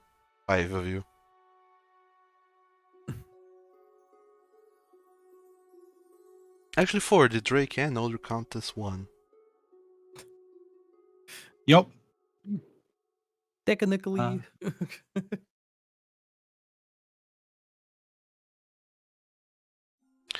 So, without adding any words, you just put down the body, close the hole, bury Jaromir, Ledbrew, a dwarf that you were tasked with finding, and you did find, but you never actually got to meet him.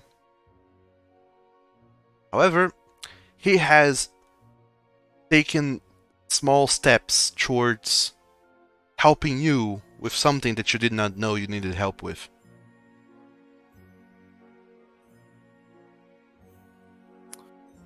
We can take his journal back as proof, at least.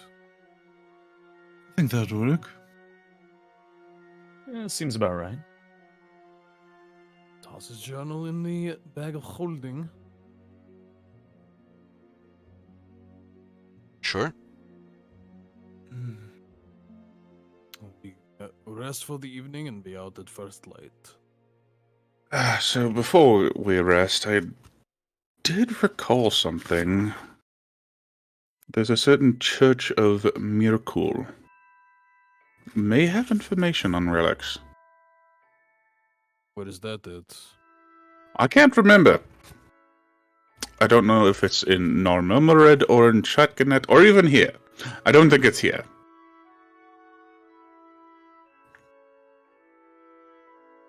The Church of Miracle is in Shantgetnet. All the way back in town. So if these remnants and relics they could contain are suddenly becoming our major goal here, because obviously they're important, maybe They're powerful worth artifacts.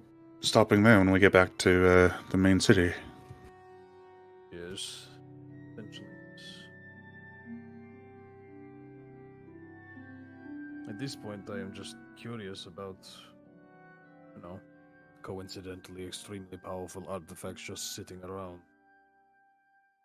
Seems rather anomalous, if you ask me. Well, it makes sense. Remember, the notes did say that the remnants themselves are difficult to locate because whether it be the divine will of the Almighties or not, they confound the senses and are difficult to locate.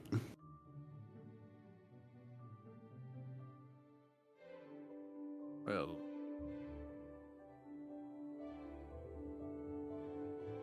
if we stumble across any others in our travels, we can deal with them. If for no other reason, to make sure they don't fall into some crazy evil wizard's hands. That would suck. Falcon? What do you mean? I'm not crazy. He is right. But as well, one of the things I am supposed to be doing is, learning secrets, history. I think artifacts of the gods probably count. Hey, they might. Well, I'm gonna go sleep in the stables. You all enjoy your whatever accommodations. I have a bed, but you do have a really nice body. You don't have to so forthrightly say I want to use you as a bed. You are allowed to lead up to it and be like, "Oh, you're sleeping alone in the stables. That's so sad. Would you like some company?" Oh, you're sleeping alone in the stables. That's so Don't- sad. Don't mock me. I'm not My hands are- mocking. My hands are twice the size of your head. You don't want to play this game.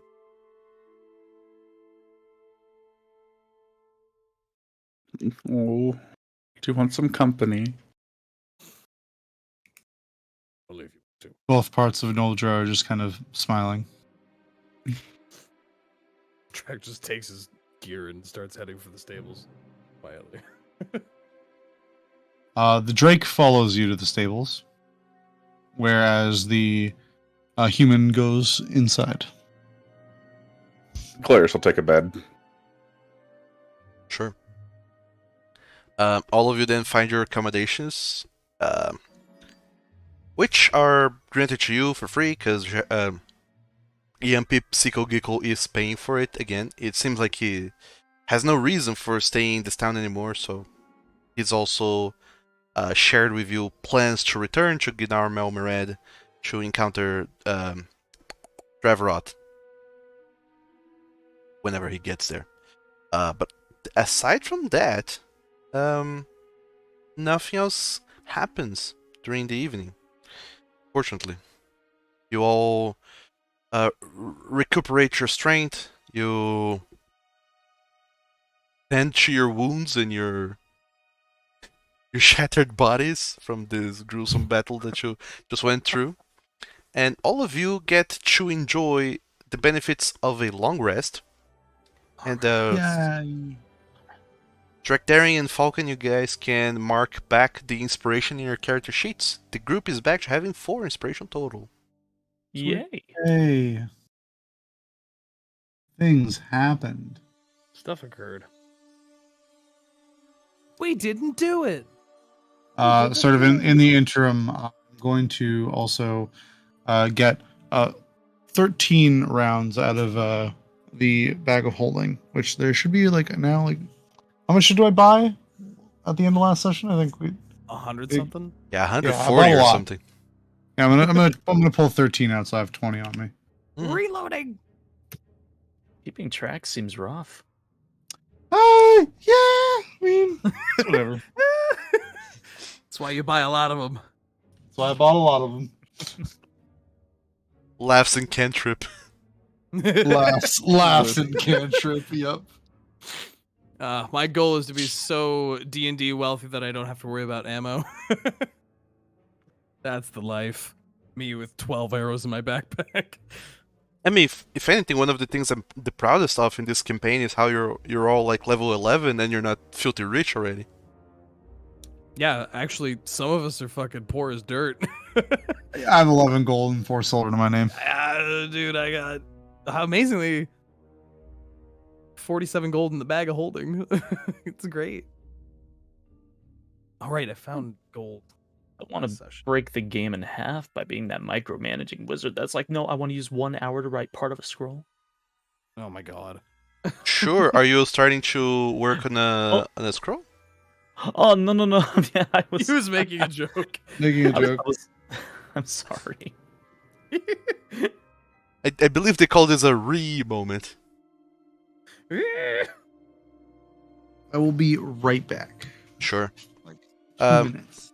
Alright. There isn't much to happen anyways, because currently you're all just marching back from Usnata to Gnar Malmered, I believe? Unless you have other plans. That's my goal. Crazy kids. You crazy kids and your plans. Alright, so Sounds all right. from Ustanata to Gnar Malmered, it's 41 miles. 40-ish. Miles divided by 3, that's going to take 13 hours. That seems wrong. Oh yeah, I believe I was using like fast marching speed. Yeah, so you guys could actually get your places in time. Mm-hmm. Because you made this continent really fucking big. I just clicked the generate continent button and it came like this. So Oh my- fancy. I woke up like this. It's not my fault. Oh yeah.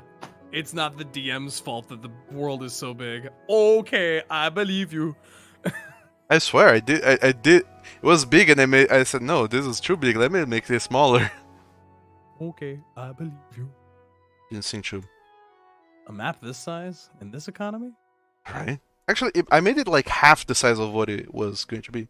Holy bejeebus. Because it makes no sense for you to need to be more than one whole day away from another city, town. I place. mean, that just sounds like where I grew up. There we go. If you're going at fast pace, it's 4 miles per hour. I was thinking 6, but I was like, no, that's pretty fast. a lot. That's that's running all day. So yeah, it's 10 hours. You'll be marching the whole day, pretty much, Mm-hmm. to get from Ustanata to Gnar Malmered. But I believe that that's what you're doing, right? Yep. All right. Yeah. Okay, so We're doing the thing. let me see if anything happens to you all. Did it. We did it. Hooray. Nope, nothing happens. You manage to go from Ustanata to Gnar Malmered without any incidents happening on the road. Thank the So there is a god. There's a few of them. You say that. You arrive there in Gnar Melmered at pretty much the end of the day. I'm going to say it's like 8 in the evening. I recall there was a large population of tieflings here. In Gnar Melmered? Yeah. Double check for you. I think that's where I wrote my notes. I don't have my notes up, but Yeah, I have, Gnar I have a Melmered. memory of that. Gnar Melmered is like a tiefling central. There's a bunch of them around and about. Get it.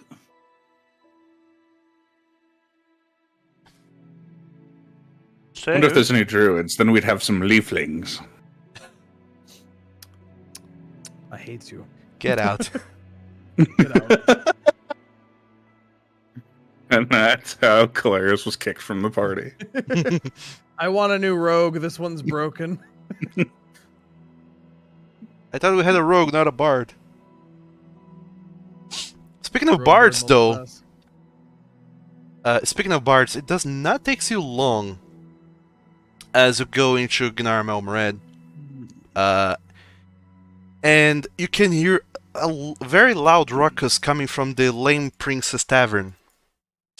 And sure enough, just as you approach it, even slightly, you can hear there's a very loud music playing within. And some angry shouting of discussions or something. And it seems like someone inside is not happy with someone else that's also inside. Sounds like someone has a beefling. I throw Claris through the window. Claris, as you get violently thrown into the Lame Princess Tavern, everyone stops whatever they were doing to look at you.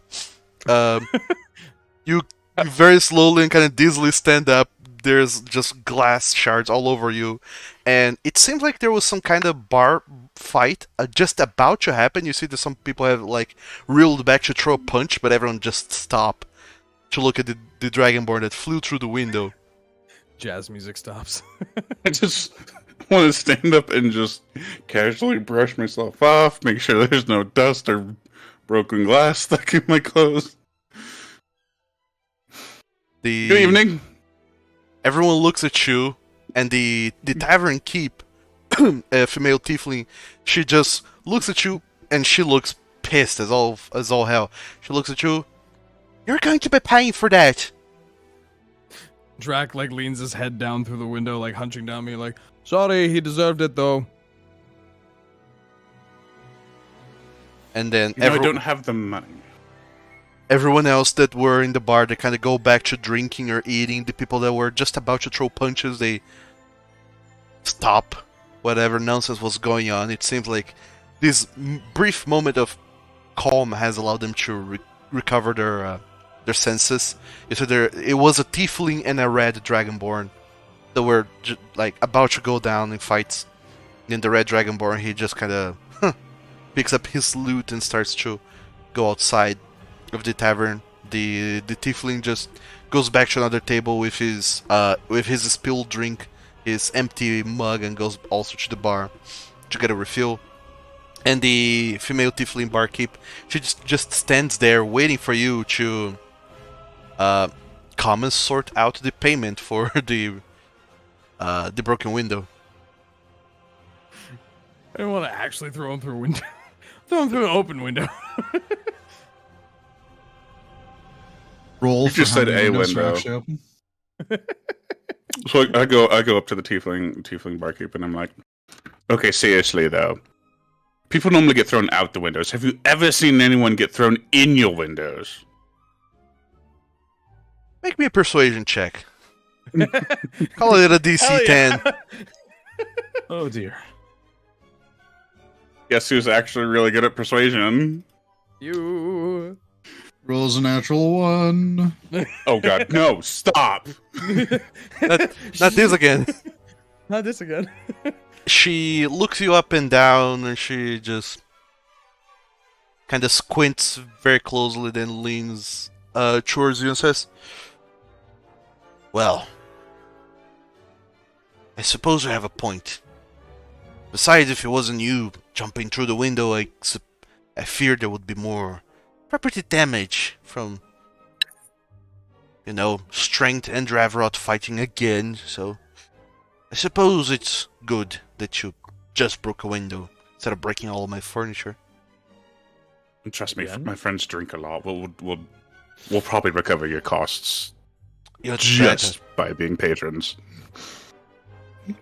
Very well then. And then she leans back and pretty much lets it go. The broken window incident.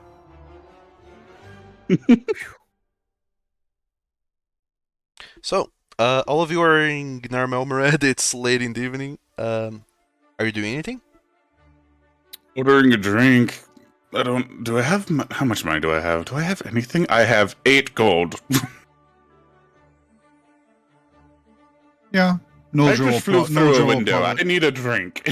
Noldra will also probably join Calaris for a drink. Yeah, I'll join. Sure. All of you then just sit down Let's- to Let's enjoy. go sit outside let's sit by the now open window.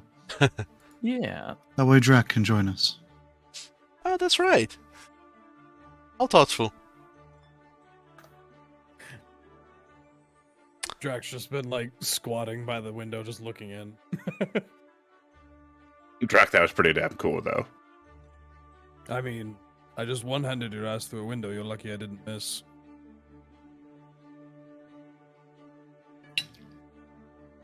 In fact, it is precisely because of how well you have thrown Calaris that he broke the window with such speed and force that he didn't actually get damaged. Most of the glass shards couldn't keep up with the speed that he was going, like a bullet through the window. Oh, damn. So, it doesn't take much for you guys to go and get yourself some food and drink. I believe it'll be 2 golden pounds total, all 4 of you. All right. For the stay and the drinks. Sounds reasonable.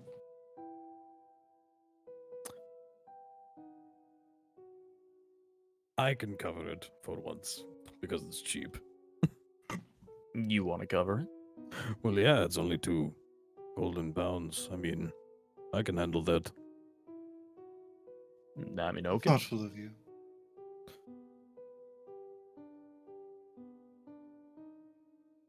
Seems you have a heart to match your size.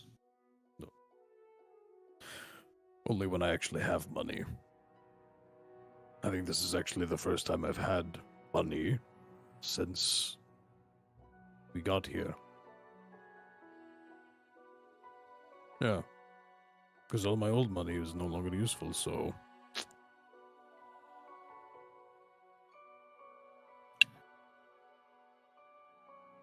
Old money? Yeah. Where I'm from, currency differences, my gold's no good. Interesting. You haven't tried getting it exchanged? Yeah, not really, a thing, per se. A couple of people I talked to didn't really want it. I melted some down and made some sweet horn rings, though.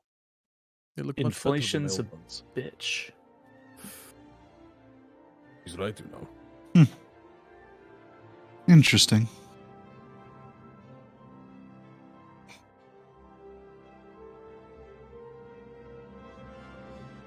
Well, what is our plan after we return our findings to our employer? Well, that gets us some money. About 25 gold a person. It's not nearly enough, but I guess we either start working towards finding more of these artifacts, or hopefully stumbling across some horrible monster that needs to be slain, or some intense rescue mission that needs to occur, or, you know. Or a Keep doing- puzzle. Or that, you can do that. Hmm. Yes, it's been a long time since I've had a lot of valuables.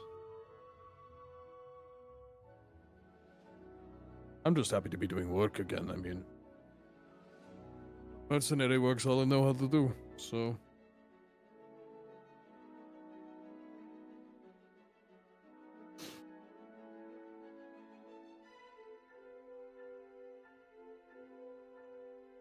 You know, if I was a tiefling, that would make me a thiefling. I swear. Just like reaching through the window. Perhaps save the jokes for when we're on the road, so then when he throws you, it doesn't cause any property damage. You know, he has yet to do that in combat. Why would I throw you in combat? Oh, it could be quite useful, actually. No, right? Like a tall building, or to get me some distance. To be fair, I did have a companion that I used to throw. One point. Well, now you're big enough to throw me. Actually, yeah. He was a rat. You are not. You would have a lot more mass behind you. And then I can just turn into a spinning ball of death and blades. Or horribly hurt yourself and make a fool. You can tuck into a ball? Tuck and roll. So if I pushed you downhill? You would just keep rolling. Wow. As you wish. I love that movie. What movie? That's from Princess Bride. Oh, shoot. Yeah, you're right. Oh no, Wesley. Oof. Oh. Great scene. Anyway. So, Uh, as you guys are still trying to plan what to do next, it would seem like your traveling companion, Yumpip, Sickle Gickle, kind of breaks apart from You're your here. group whenever, the whole flying through window thing happened. He kind of just pointed and saw, that's Traveroff. I'm going to talk to him and also see what I'm going to do with myself, so I'll see you later. He Yep. goes off. Be well, my friend. He goes after the red dragonborn with the loot that just exit the establishment. And then you'll converse, dine, do what you need to do. And I suppose you all retire for the evening then. Yes. That's a good idea. What were the other things that he said? Fey blood, that's right. What? I was just thinking of the other things that were on the bounty board, that's all. I knew I wrote them down somewhere. And I found them. Oh, that's what you meant. Yeah, I got worried there for a second. Yeah, the Grings lads are looking for a strongman / runner for their Highling team. The local alchemist is in need of plants. 20 golden pounds for a batch. The local enchanter needs Fey blood, 50 gold pounds per vial. And the Church of Merkel is looking for teachers to do charity work teaching other people about, things. I'm not the religious sort, but I could work there. For charity. You're right. Yeah, no. Rule 1 of mercenary work, payment or nothing.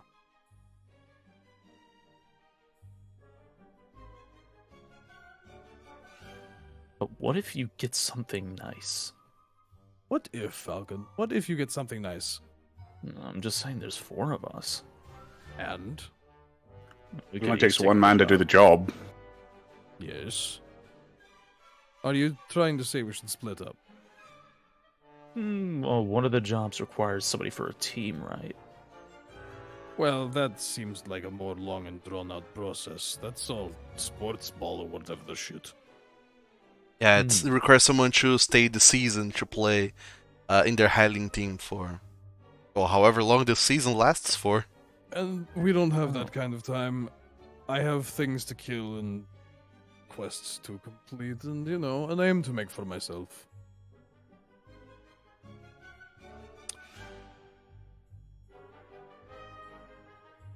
An alchemist who needs plants. Well, I mean, that'd be easy to find. I'm sure. So for now, you're just going to return to Shantgetnet while looking for plants?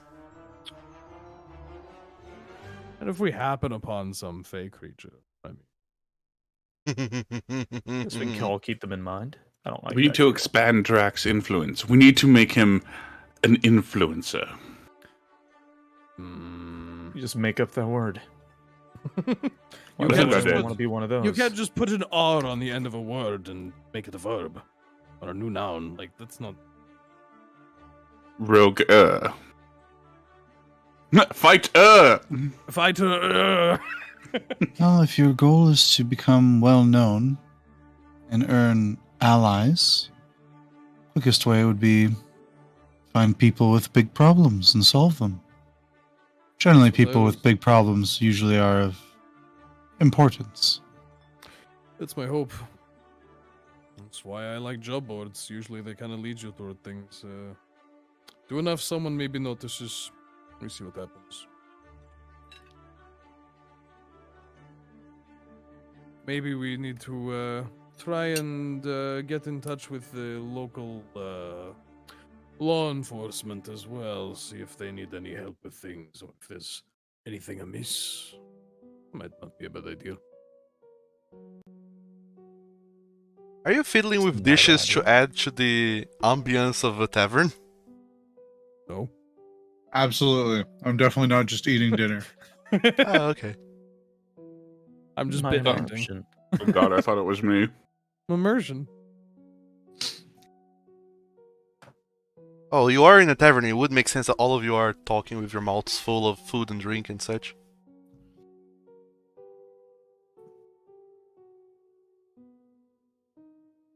So yes, go to sleep. Travel to Shantgetnet. Alright, all of you then do go to bed. Conk out in seconds. Or, marching all day long. And you start on your way to Shantgetnet. Shouldn't be too long. You all can go ahead and make another long rest. Even though you have just done one, you will get to recover some of those delicious hit dice you all keep using. Yes, my hoard of hit dice. My dice. Yeah, it would be good to get your hit dice back. You need them. Very tasty. So, Oh, I forgot you only recovered a limited amount. Yeah, I'll take that. you recover half the maximum. Okay, so on your way to Shantgetnet, this time around you're not walking through flimsy country roads. You're walking on a highway, so the path is wide, there's a lot of stuff going on, people to see, things to do, so I don't get to roll D20 to see what horribleness happens to you all. You just get there. Yay. Yay. Isn't it fun when you don't have to roll to survive? Absolutely. Alright, so surprisingly, it doesn't take all that long. Only 7 hours for you to get to Shantgetnet. Leaving early in the morning, it means that you guys get there at around noon. Imagine that Falcon is still riding the Drake, right? Yay. Are you also still bottling up acid to sell around, It wasn't or acid. It was the wine. yeah, the non-evil one. Not even one. No, the evil one was The evil one poison. was poison. Oh right, yeah, the acid The was the good one, non-evil right? acid's fine. Alchemists use it all the time. We had like a whole discussion on this. I'm trying Yeah, to we had a moral conversation about Yep. the implication of just creating poison. In short, are you still bottling wine as you travel around? The acid, yeah. Or was it wine? No, it was wine because wine was easier to sell. That's what it was. Yes. Yes. So Now I remember. you go around, and as you travel, you also take through a little bit of a side hustle of making and bottling wine from the alchemical jug and selling it as you go by. I'll need to double check how much wine you can make again. Oh no. But Oh we yeah. had this math too. Gallon math. Yay! It should be easy. I just need to open like 3 tabs on D&D Beyond and figure it out. In the meanwhile, are you guys looking for the plants for the alchemist? Might as Yeah. well. I'm fairly good at looking for herbs. Okay. However, you never really inquired with them exactly what kind of plants they needed because you never actually went to them. You just saw the job on the board. So I'm going to say that the nature check DC for this is 20 because you're not entirely sure what you're looking for. Are we all rolling? Sure. Everyone that makes it Not- gets a batch. So close. Close. Before I roll mine, could I perhaps ask the plants for assistance? Oh man. How? I magic, can I, maybe. can I cast Speak with Plants? Oh, sure, yeah. Right. Hell So I can imbue plants within 30 feet of me with limited sentience and animation, giving them the ability to communicate and also follow simple commands. Right. I can question plants about events in the spell's area within the past day, gaining information about creatures that have passed, weather, and other circumstances. So That's the only one. because Falcon rolled ahead. high enough on his check, or rather, he made the DC, he has a general idea of what plants are needed for his alchemy shenanigans, to the point where he can relate to you when he returns. And you can relate to the plants, like, where can I find these kind of plants? And you get to have I'm just advantage gonna roll of this. then. Oh, okay, perfect. That's holding shift, right? If I recall. Yes. Shift for advantage. Well, that's terrible. You... Inspired? Actually, Yeah, I can Yeah. use an inspiration. well, if you want to use inspiration, then you can go for it. Roll one more time. Just one more time. Damn. Alas, Damn. no. Those plants might be a lot of things, but they're not snitches. They don't tell you where to find other plants for you to pluck. Stop. Damn. Damn. All right. Fair enough. Fair enough. So, I will say that... Because you and Drac rolled high, not high enough, but high-ish, the two of you combined do manage to make up one batch. Falcon gets a batch by himself, Calaris unfortunately gets nothing. Hilarious is too busy thinking about various tuck and roll strategies for the next time he gets tossed. Oh yeah. You're thinking about the most proper way to land, kind of like you just did with going through the window. That's so you actually don't get hurt when you do so. He wants to figure out how to do that 3-point landing so you can look like a superhero landing in a room. Those are cool. Okay, Hurts to so sneeze, though. I made the maths. You can make 40 golden pounds per day that you're selling wine if you succeed on the DC 15 persuasion check, Falcon. Okay. Ugh. It's no cigar for the first day, you only get 20 golden pounds. And for the second day, when you get, you shan't get net. Okay.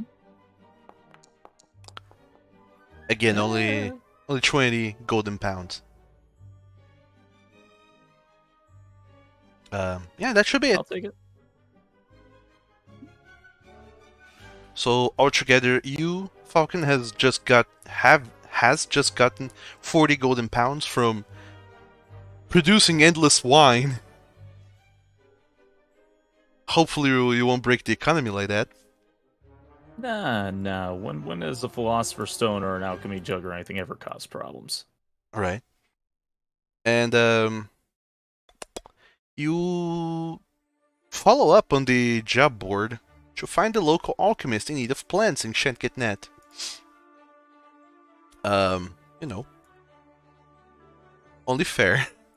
Now that you have those plants with you, and you go to the address that was put up in the whole the post board for quests, whatever it's called again, I forget.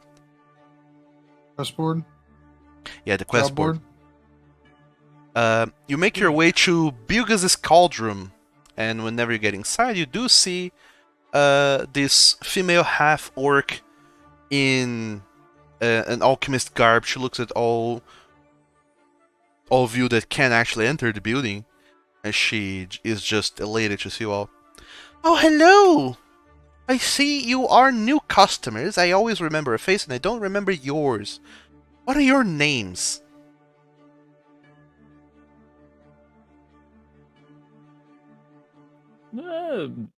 Wait. Brain stopped. This is Galaris. Good evening. Good I am evening. Noldra. Good evening, Calarius. Good evening, Noldra. And you, sir? Falcon. Falcon. I'm sorry to inform you all, but it's not evening. It's just barely afternoon. A little bit time challenged in a way, time distressed. Oh, should be careful with that. In any case, what can I help you with? Are you looking for potions? For some drafts? We're here to give all these plants to you. Oh, you followed my post on the board. Oh, Yeah. that's so very kind of you. Please, hand them over. And she kind of clears a space in her table for the plants, which I believe you all deposit there, as best as you can. And she looks at those plants and she starts kind of picking them apart one by one. Says, "I don't need these. What even is these? No, these are not the ones I required. All right. There seems to be enough here for 2 batches. That is going to be 40 golden pounds total. I imagine you're splitting it between the 3 of you?" Well, there's actually 4 of us, if you could split it that way. Of course. I mean, I'm just going to hand you the coins. It's up to you on how you split it yourselves. Yeah. Well, we appreciate it. So she goes behind her counter, picks up some golden coins. Because apparently here in Kentus, they do use coins, unlike in Vastrava. And she picks up a bunch of coins and starts putting it down on the table in little neatly assorted piles. Alright, 10, 20, 30, 40 golden pounds for all 3 of you and your companion that I have not yet met. By the way, sorry, I didn't even introduce myself. My name is Bilger Ramsey. And you're more than welcome to come back to my shop at any time.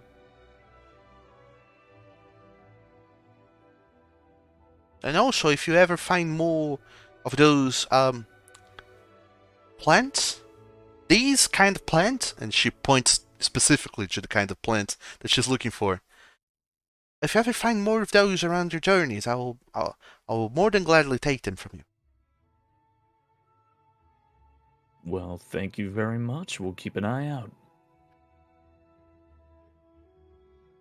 And then she looks a little bit at all of you, and she notices something that even you yourselves have not noticed up until now, that your hands, they're kind of reddish, the skin and scales around your hands.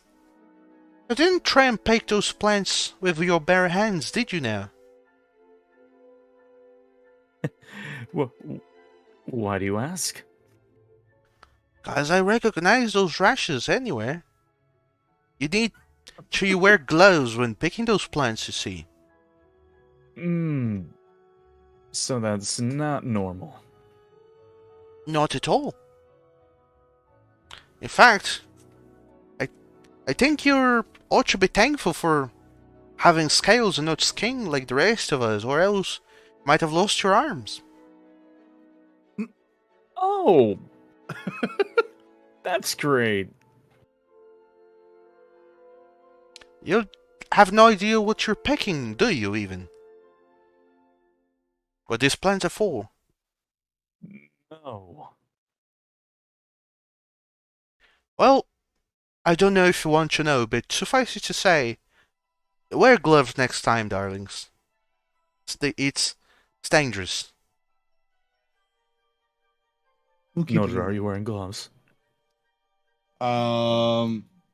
Is there? I don't know. I'm pretty sure Noldra would normally wear gloves, but I don't know if she was wearing them while picking, per se. Probably. Hopefully.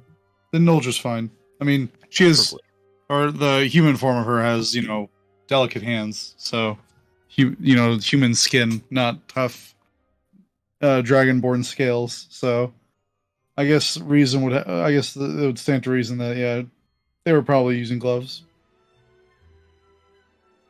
Laris is just staring wide-eyed at his own hands. Don't worry, you'll be fine. If you ever Scales might fall off. come about more of those Kajaki plants, do wear gloves and do make sure to keep them very far away from your faces and other orifices.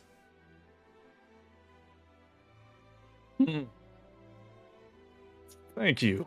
I feel like I should warn you that it will cause heavy bleeding if you so much as ingest these accidentally. So do thoroughly wash your hands before you go about having lunch. So you got like a sink? Sure. I do have a sink here, and also some... Here, use these. It's a little bit of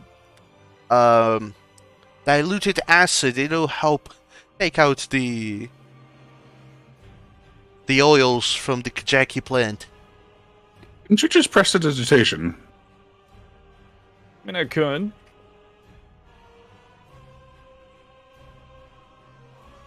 You forgot you could do that, didn't you? I'll do it to Drac outside. Drax just sitting outside kicking rocks at this point.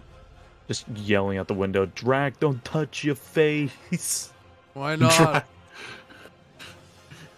You'll bleed from your eyes. He's just Panda Drac, and he's sitting there with his chin in his palms, just what?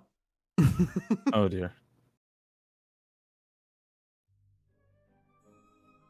But then again, you dragon kind seem to have a much tougher constitution than most, so maybe you wouldn't hemorrhage as much as other folks would, but still, good to avoid, I would say. As much. Okay, yeah. Let's Let's make sure he's not touching his face. It's like picking his teeth.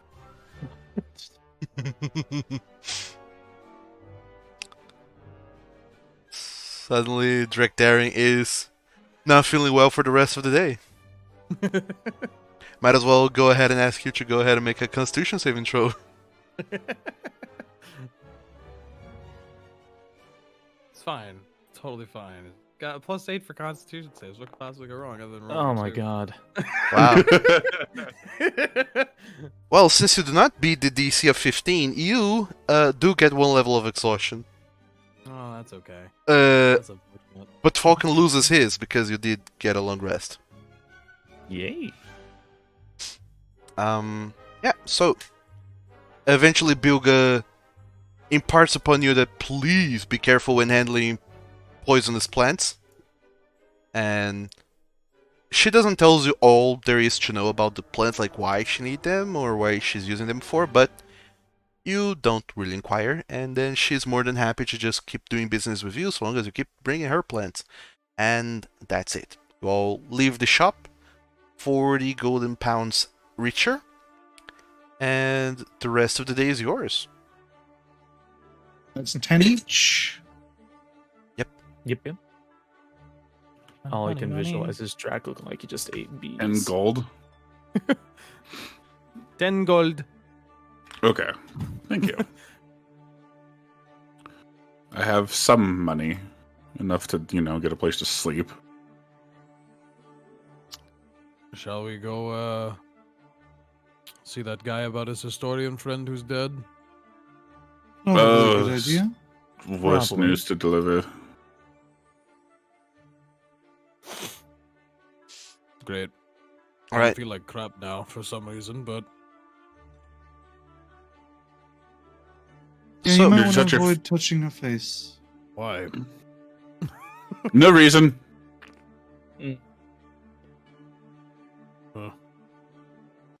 all of you then head towards the Sleeping Demon Tavern once again to meet with Katur Shoran, the half-orc who hired you originally to find,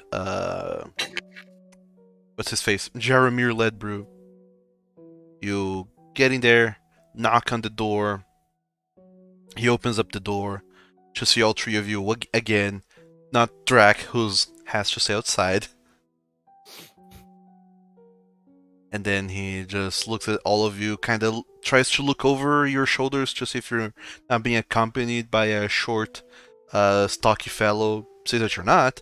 And then you see there's his face sinks a little bit. So, you're back. We are. And I imagine with bad news. Unfortunately, yes. Your friend, is no longer with us. He just kind of nods silently, looks away for a little bit, looks down to the ground. Seems to take a moment just to be alone with his thoughts before looking back at you. He was buried in Ustnatha. I've never been, but I've heard it's a lovely city. Quaint little town. I have to pay a visit then. He rests closest to his work, where his assistant thought he'd be most happy. Young Pip. Met him. We did. And how's the little fellow? About as good as he could be. Oh. Believe he met up with a friend in Nar Malmared, looking to see what the future holds for him. I suppose I would be Dravorov. Oh, that makes sense. And Pip is a little bit more down on his luck than he would let on. Unlike the rest of us who are a little bit more established, and unlike Dravorov who's happy to be in that state of having no permanent anything to do. But you said he lays close to his work. Did you get to see his work? Did he find what he was looking for? Noldra just looks towards Falcon. Oh, yeah, the journal.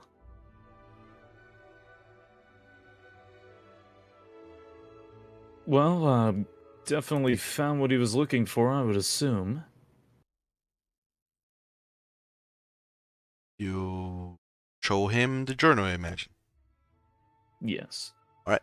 He picks up the journal, kind of holds it in his hand, examines it a little bit, opens it up, starts nodding to himself as he flips through the pages.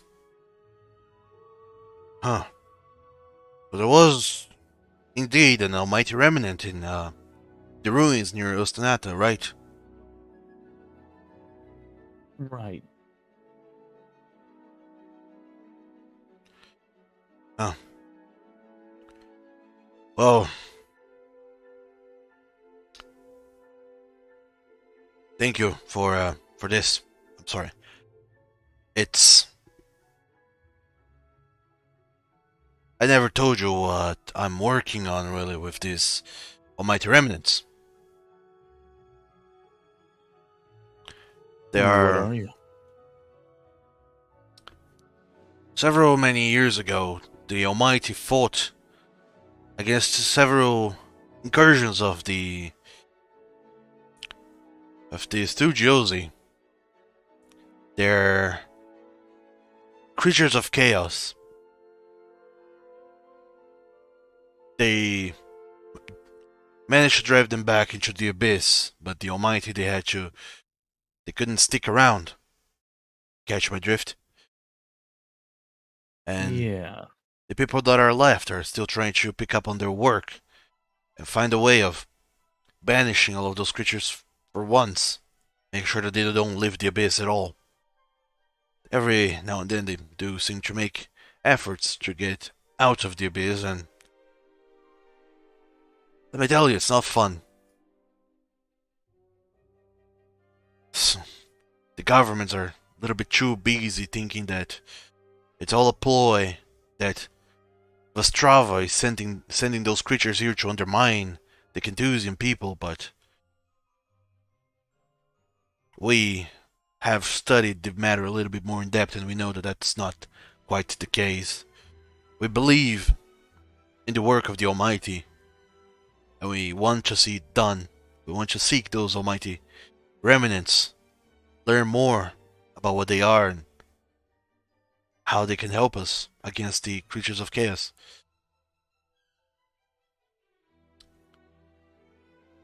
I, along with Jeremy, were looking to some.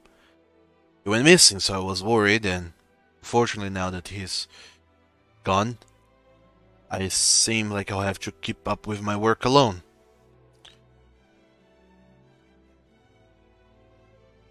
Sorry for your loss. I imagined that it would happen. It was the braver of the both of us, the one willing to go out into the fields and actually look into those things. Despite my brawn, I'm more than happy to just stay indoors. It's dangerous outside. Well, but now that he's gone, I fear that I might have to go start exploring, finding these on my own. I think I have... Well, I'm getting a little bit ahead of myself. Thank you so very much for your work. Do you take coin or paper for your payment?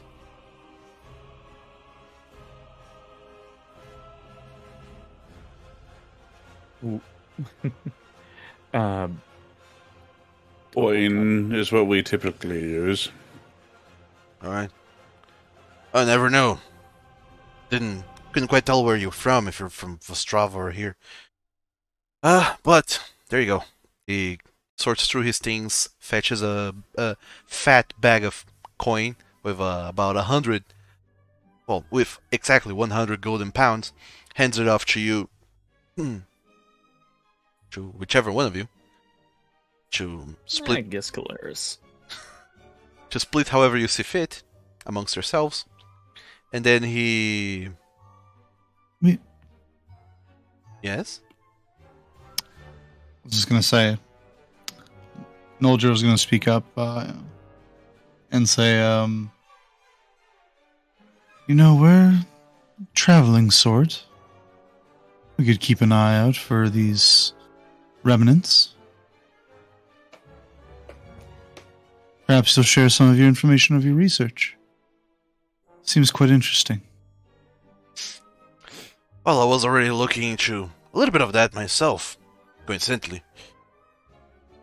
I looked a little bit into some of the research that Jeremir had left behind, and I think I found a place with another remnant. It's not too far away, but it is a little bit of a walk. And Referring to the one in the mountains. yes, different. This one is in the plains. Or close to the mountains, but still in the plains. The hills, rather. Now that Jaromir is gone, I imagine nobody is going to be going there themselves, so I want to hire you. You seem like capable fighters. And I managed to catch a glimpse from outside from my window the other day when you left, and I saw the big fellow that walks around with you. Imagine with him around, being protected would be easy. I want you to accompany me to another Almighty Remnant site that I found. That's so I can study it a little bit better. There's good payment in it, if you help me. I say we take him up on it. Because not only do we get a remnant out of it, it'll pay us. Yeah. I'm willing to go down there and get my head blown apart again. Imagine you say I'm alright with it. you say all of this between yourselves and not out loud like that, right? Yes. Okay. Just checking. This is So how we decide on what work we do. he says, "Alright then, don't worry, I'll reward you handsomely for this. I'll pay you 200 golden pounds right now, and then another 200 once you bring me back safely. How does that sound?" Fantastic. A moment. And Noldra kind of gestures for the other two to, like, huddle up.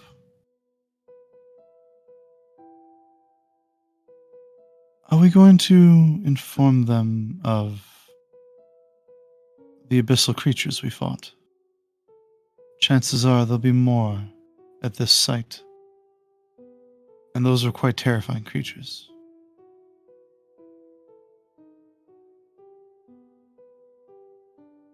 Maybe a wise idea. I wouldn't want to put the man in a situation like that without letting him know what he's walking into. Potentially. We barely almost made it out ourselves, it seemed.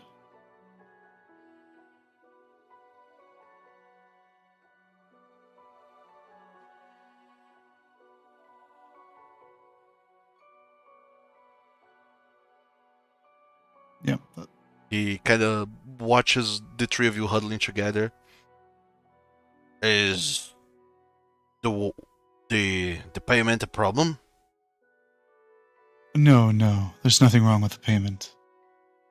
But there was something that we haven't told you about that we did find at the site. And maybe somewhat related to why your friend Jeremy is no longer with us.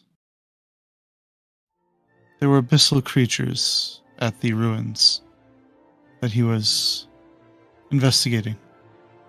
Ah, They were quite terrifying. We managed to dispatch them, but let's just say it was close.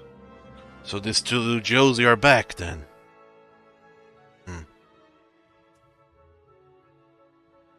Did they do anything to you? Oh, they nearly killed us. Oh. All four of you? Yeah. Nearly. We managed to scrape by, Oh, no. but they were quite harrowing. More so than I expected. No wonder Jaromir. Oh. Didn't make it. Interesting thing about his body. Fairly certain there was no brain inside of his skull. Those bastards. They probably stole his brain to explore it for secrets, memories, thoughts. They might have tried to read into his research, find the other places that he has found on him by himself.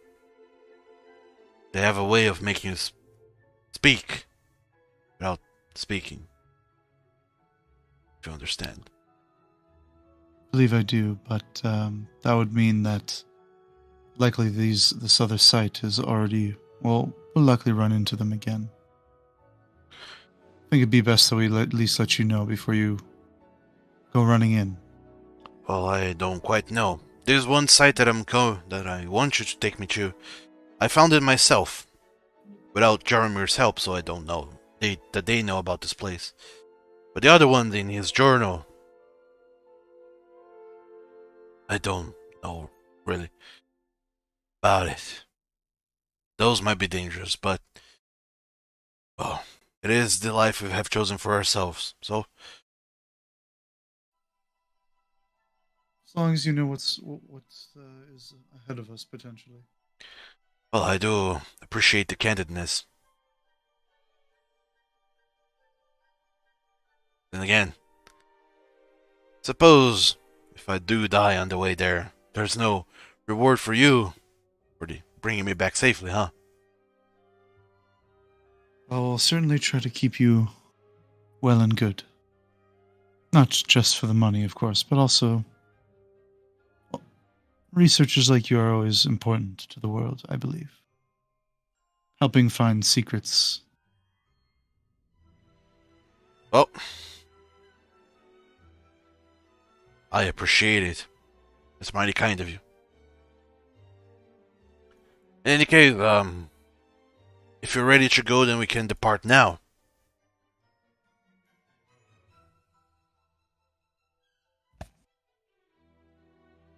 Are we ready to go? I'd be down.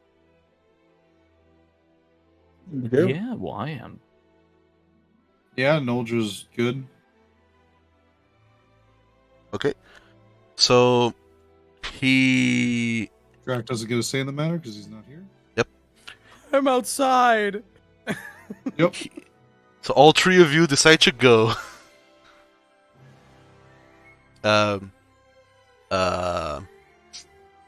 Couture packs his things up in a briefcase, some of his sturdy materials, some of his research as well.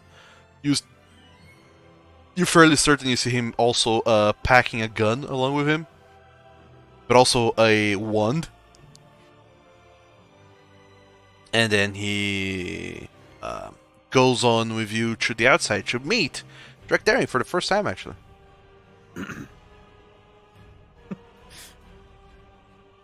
Just standing outside. You might. Oh, we have a new adventure before us. Oh yeah. What are we doing? Same thing, but this time we're bringing him along. Oh, good. Yeah, this time we have an escort. Hi, I'm Dragdown. Escort mission. Escort missions, my favorite. Oh, don't worry about it. I'm making sure that you are rewarded handsomely for your troubles. And also, I will try and stay out of harm's way in case anything weird happens on the way. In case of, we get attacked. Yeah, I do appreciate that. We do have sort of a track record Jack? of getting. Dra- Huh? Jack. Yeah, just stay out of harm's way. I mean, yeah.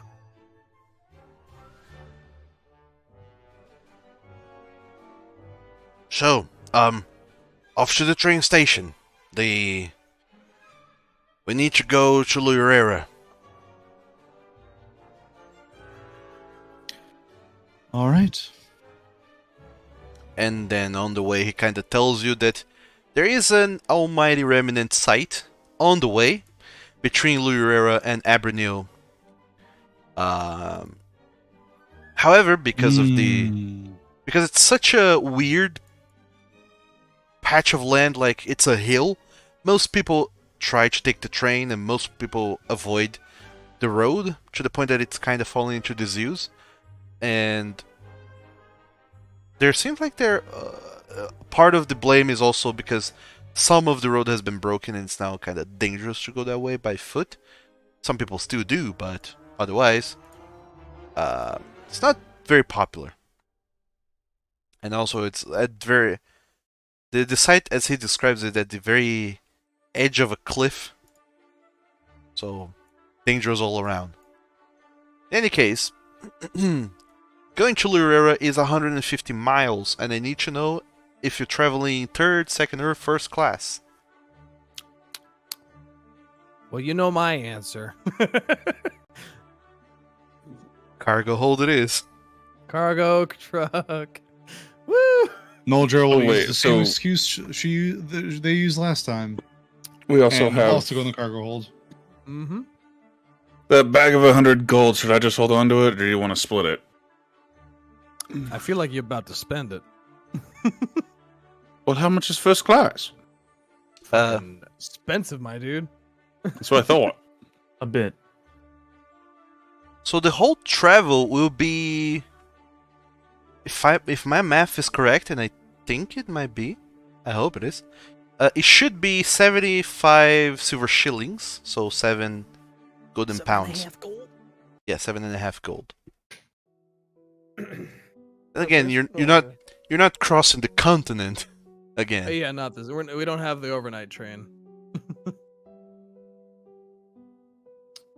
No Mugen train action. Darn. Still waiting for it.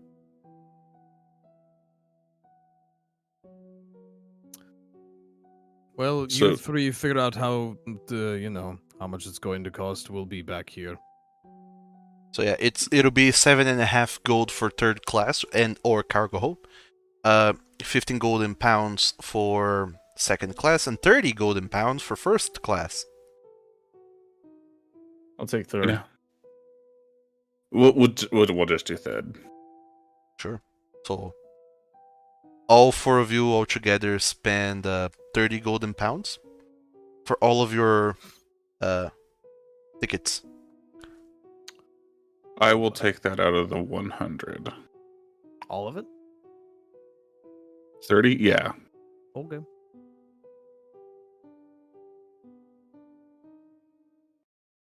All right. That works for me.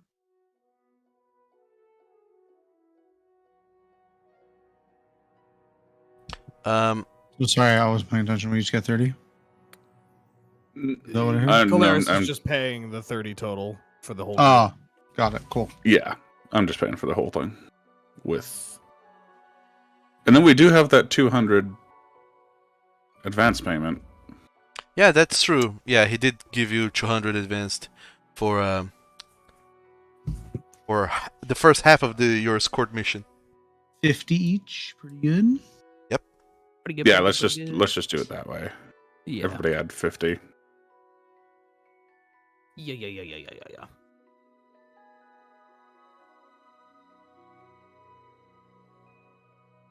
All right. Settle down with all my crap in a corner in a cargo wagon and just uncomfortably cross my arms. So all of you then get to the train station, board the train, Drek, and Nodra in the cargo hold, I imagine. The other two in third class, sharing the seated next to other two random individuals that just happen to be there. Both of which seem to be Contusians. You see that they do that whole thing of grabbing a blank piece of paper, writing down the some runes on it, and then they wave a hand over it, and it gets foiled in gold. Sorry, not gold. Oh yeah, actually, yeah, it does get foiled in gold, and you have a ticket that says from Shenketnet Chulurera, and they tag it, hand it to you, and within minutes the train starts moving towards the west. You hear shouting from all over the other side of the train, next to the engines. Someone just running by, going all aboard. Everyone just makes sure that they have all of their things with themselves, and then this train starts moving. And soon enough, you are on your way to Lirera, which will take 5 hours.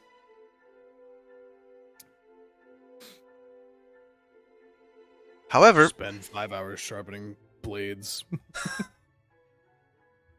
Drakdaren needs to come up with a new hobby immediately. I don't have pastimes.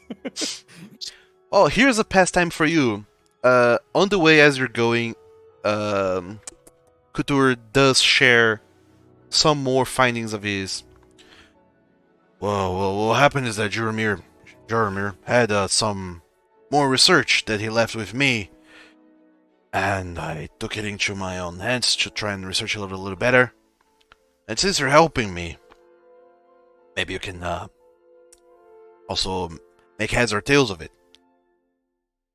There are 2 other places, or rather, 2 other sets of notes that he has. He also seems to believe that this poem by Dravarov also tells the locations of almighty remnants, but Dravarov can't write like a normal, regular person. Instead, he writes in poems, so it's impossible to figure out exactly where those places are. Oh boy. So we're not looking into figuring out Dravarov's nonsense. Instead, Jaromir has been much more straightforward with his writing.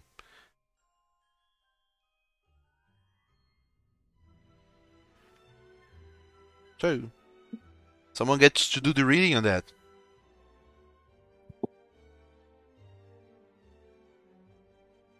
All right. This is puzzling. In the mountains at an intersection between 2 lines from 4 cities along the inner train line. On the line between Hatherham and Rouse, the other line between Wadford and another city I haven't been able to decipher quite yet. All I've been able to decipher is that the city's name has the letter E in it. Another one, once again with the approximations. This one is in the southern Vistrava. It's within 50 miles of Suriyar, Grevicol, and a third city I couldn't pinpoint. But it could only be Sorlax or Grilled.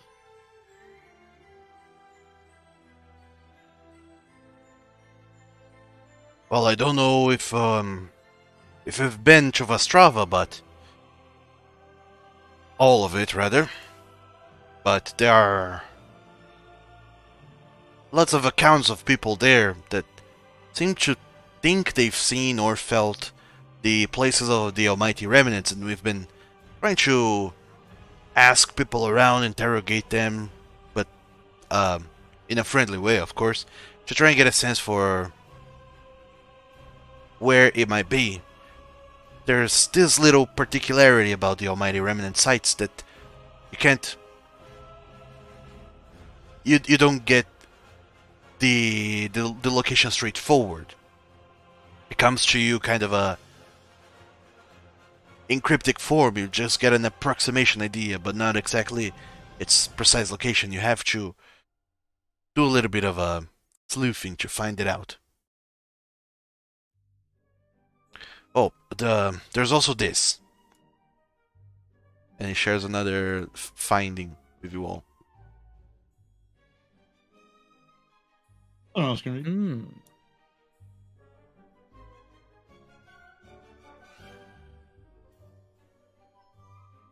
Someone read it out loud.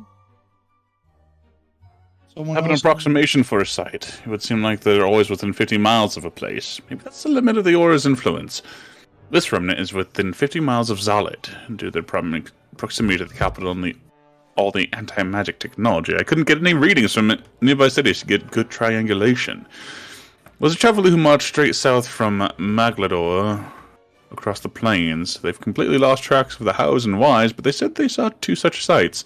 It's not a lot to go on, but it's all we have. Interesting. Like I said, we do rely on accounts of travelers to find these almighty remnant sites. Hopefully, Seem to have. Go ahead. hopefully we'll find a more accurate way of finding them in the future, but for now, all we have to go on is sightings.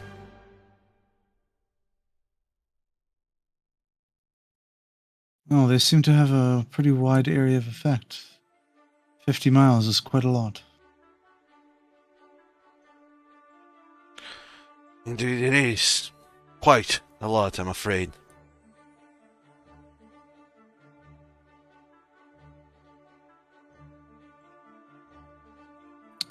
Well, take it one at a time, I suppose. Speaking of which, we've arrived.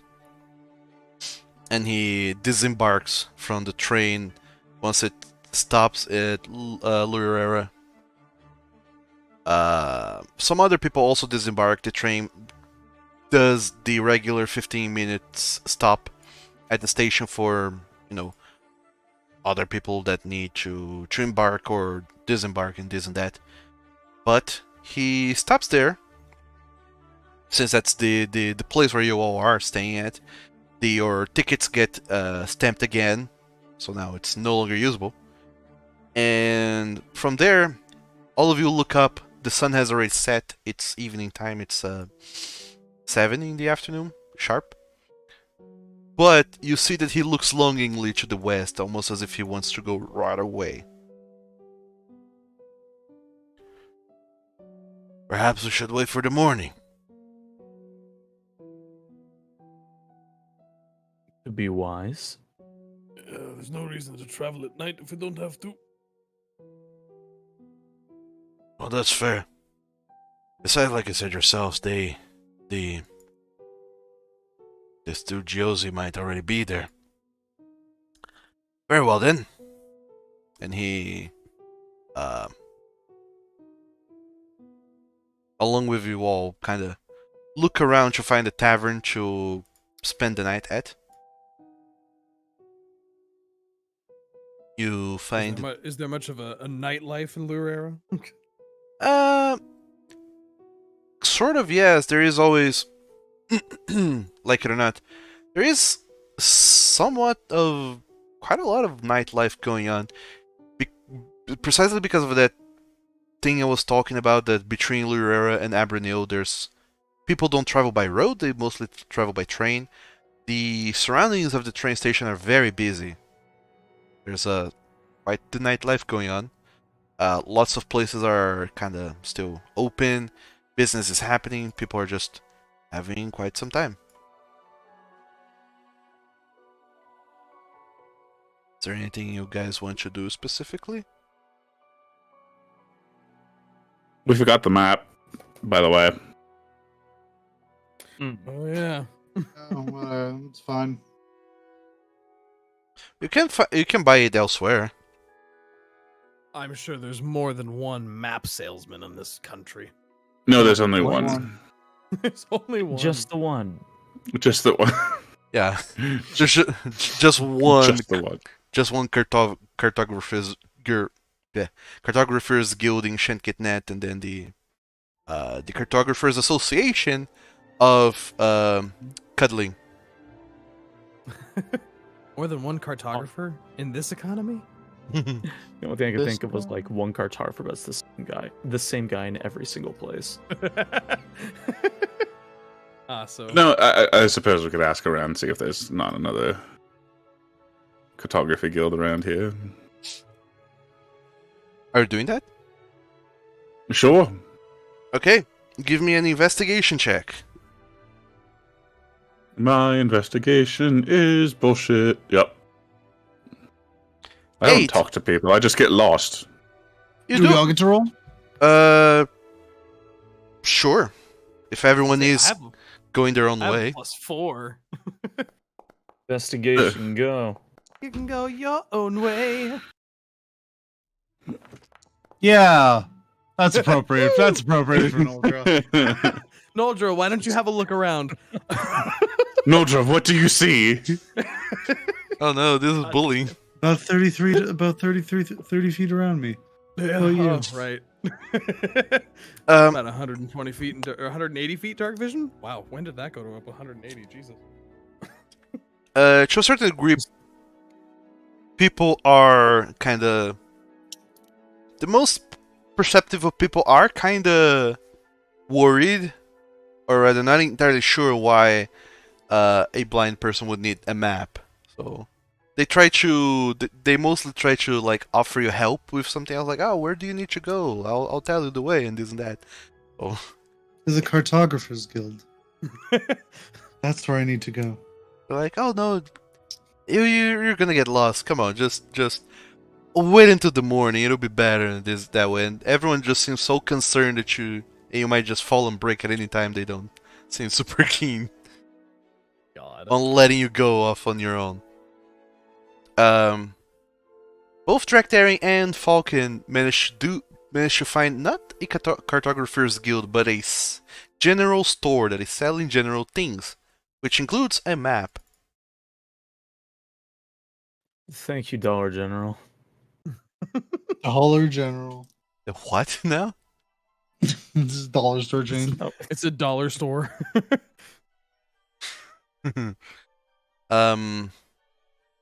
Yeah, you find this place. Why am our things gone? Oh no. Let me find the place again. You are in Lurera. The general store. What you find is down here in this list. The Bell's Glaze. The female dwarf that attends it, she pretty much just looks up at the two of you and says, alright, I can sell you maps. But that's a little bit odd, isn't it? You're traveling through the train lines. Why do you want to go outside the train lines?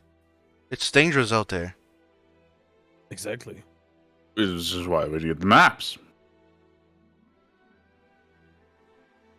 You're a weird couple of fellows. Usually people that have the means to travel in the main lines. In the main roads, they don't bother with going outside the main roads, but sure, it's your funeral if you're going. Here. And then she kind of fetches the maps. She has the other portion of Kentu's. I don't remember what I charged for the maps the past time, so I'll just say 50.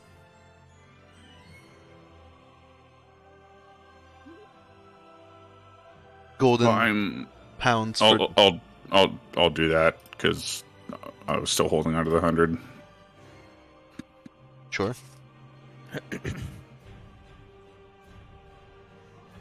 I really don't remember how I charted you on the map. I think you did 25 each last time. Don't think so, but sure. Yeah, you pay her 50 golden pounds. Then you add this map to the rest of your map collection. You don't quite stitch them together, but you start compiling the knowledge that you have of both of these places into a comprehensive map of Eastern Cantus. So now the whole place is pretty much figured out. Oh, look at that. It's beautiful. And they also even like tell you not to bother with the Kavahetau Isle to the north. They say that there's nothing there. How sus of them. How definitely not us at all. Mm, But really, who doesn't want to go to Vaja? Vaja, Vaja. Hello, Vaja. Vaja. What? We're gonna need a boat. We're gonna need a boat. I know a guy. God, that could be a boat. Maybe. All right. We could just turn Drac into a whale. But for all intents and Mm. purposes, you know, you get a better sense now of where you're going. So, 50 golden pounds poorer, but now you have a better sense of what's ahead. Are you doing anything Yeah. else whilst in Lurera, or just resting? Resting up for the journey. Resting, I suppose. Sure. So, you guys can go ahead and make another long rest. And deduct another 2 golden pounds total for a stay. I'll do that one too. Well, everyone's back. Should Man, all. I can't spend any more gold because I'm at 69.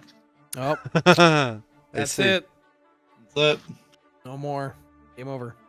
Beautiful. That's fair. So, the night goes by, and then in the following morning, very early, Couture is by your guys' doors, just ready to go. Come on. I think we can get there by noon if we hustle. Then let's get moving. All right. So that Once is we're it. probably outside of I almost said Liurnia.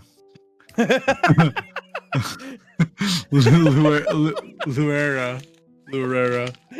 Once we're outside the city, then the Drake will appear and rejoin the party. Fair Travel enough. west from here to Lucaria Manor. Lucaria Manor, yep. So God, I hope this is how we're going. Oh yeah, please no. I don't need hands. all of you. We don't Oh, have a man. cleric to heal it to death, so No. Oh, that's how you do with those. Got it. So, you start going to Lirera, and on the way over there, nothing happens. Thank God. Yay. It's a very treacherous descent down the hills, or rather around the hills. After the midpoint, it pretty much starts being a very steep downhill that you're going, but as you're approaching to what appears to have been like once some kind of city, it's been since destroyed and left to ruins as well, you realize that the hills become even steeper now, to the point where you're actually having to hold yourselves back, not to, just stack it and roll downhill against your wills.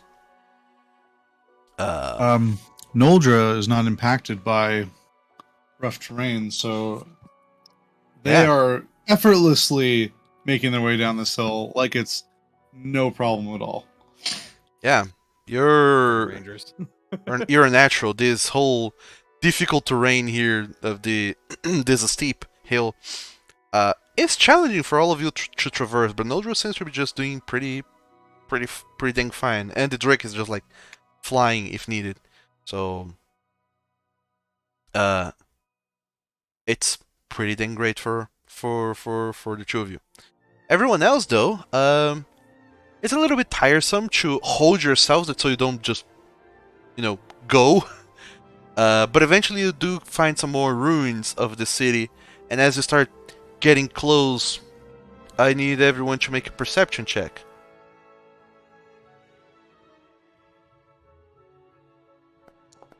Oh, my dog. All right. If this is vision, then I have to use the drakes, actually. Yep. I'm so busy looking at my feet trying to not fucking ass over tea kettle my way down this hill right now.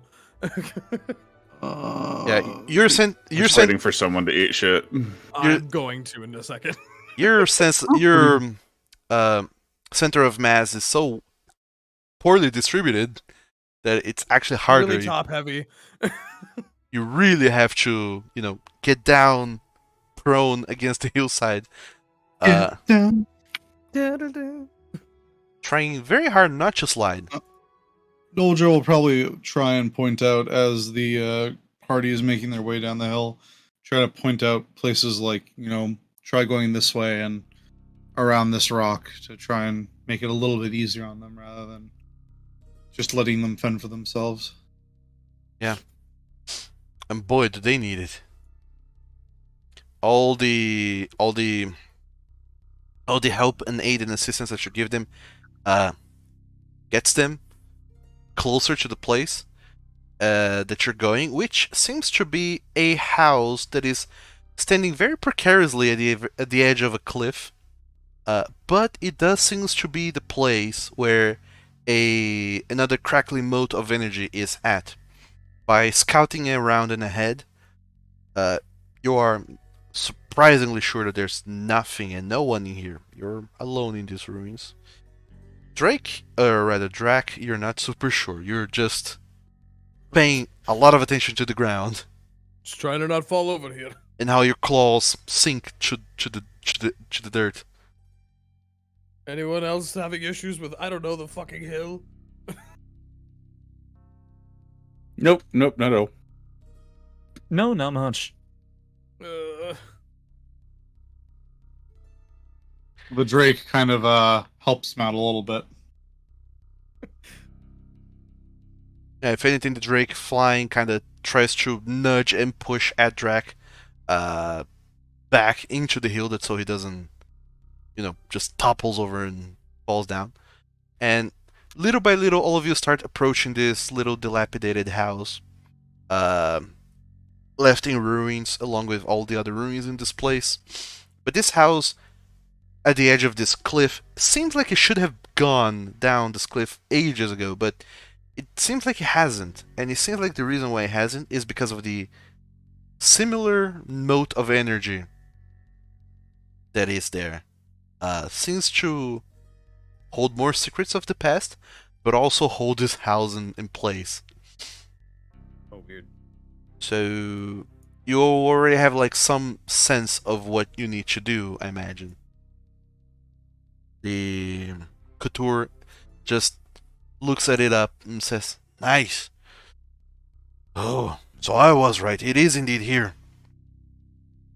And then he pulls out his journey and just starts a journal and starts making notations and taking notes of the place and everything else. But he doesn't seem very entirely sure of what to do with it. It was more so just seeking it and wanting to make sure that it is here. Alright, Falcon. You ready to go, rain diving, or do you want a break? No, I don't mind. I don't mind brain diving and almost going comatose. I mean, just let us know. Swap out. So Couture at this point is just writing down on the journal. When he looks up, he sees that you're going towards it, and he says, "Oh, what are you doing? It's dangerous there." Yeah? And? And if you die, I'm not going to pay you. We're done here. I just need to I would finish. assume. I just need to write down all that I need to know, and then we can go back. Yeah, don't worry. Take your time. We're just going to have a look. He kind of stops writing and keeps looking at you all, trying to pay attention to what you're doing, unsure about your taking a look.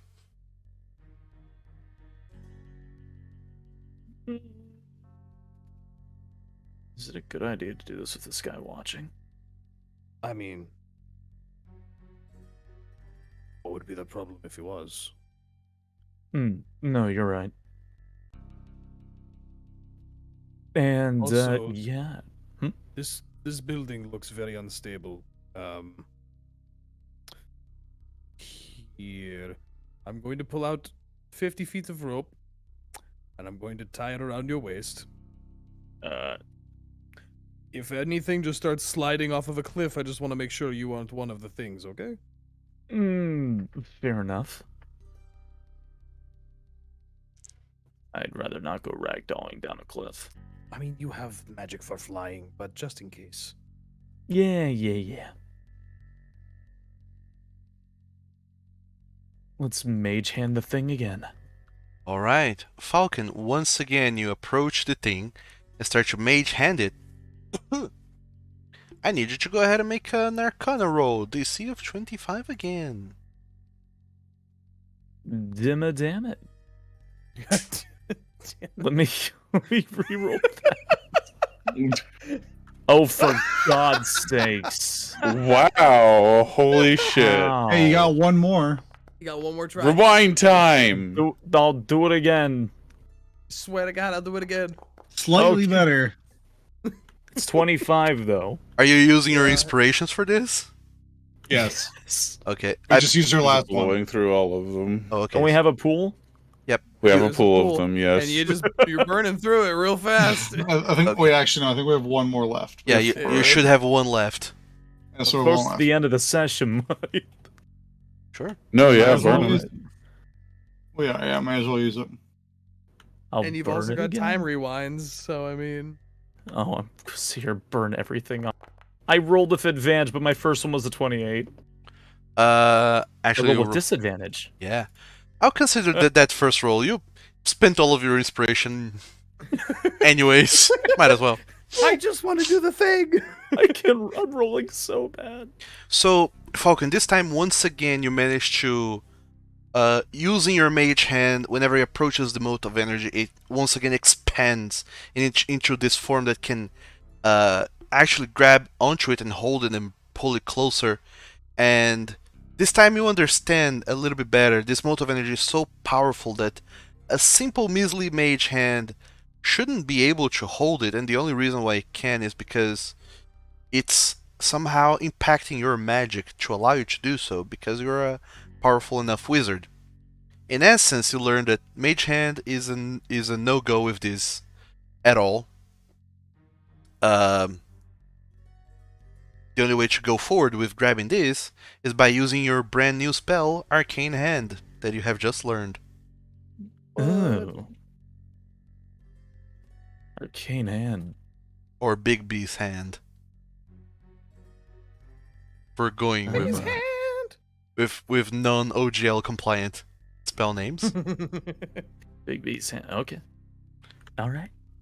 So, once again, you pretty much, it has transformed your mage hand into arcane hand to grab it and pull it closer. That's why it's big and looks like a dragon claw. Once it pulls the energy mode closer, once again you start to feel dizzy and kind of almost like you're going to faint. And I need you to make a Constitution saving throw, DC of 15. 11. All right. Oh boy. Is it time of wine wise move? You don't even know what the DC is. I just said it's 15. Said it. Oh. Yeah, you know what? Life is cursed. All right. Keep Ryan. Are you sticking with the 5 then? God.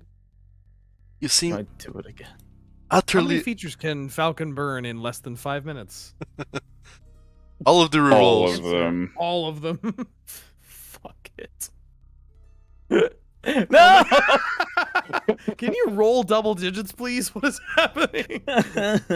He's rolling like I do. Everybody else is rolling like I do today, and I'm rolling okay. I like it. So- all the bad ones out, okay? Falcon, once this comes close enough, you feel that same sensation that you have to choose to let yourself be taken by this arcane energy, but you seem to have no real matter of control over it, or just pull it away and try again some other day.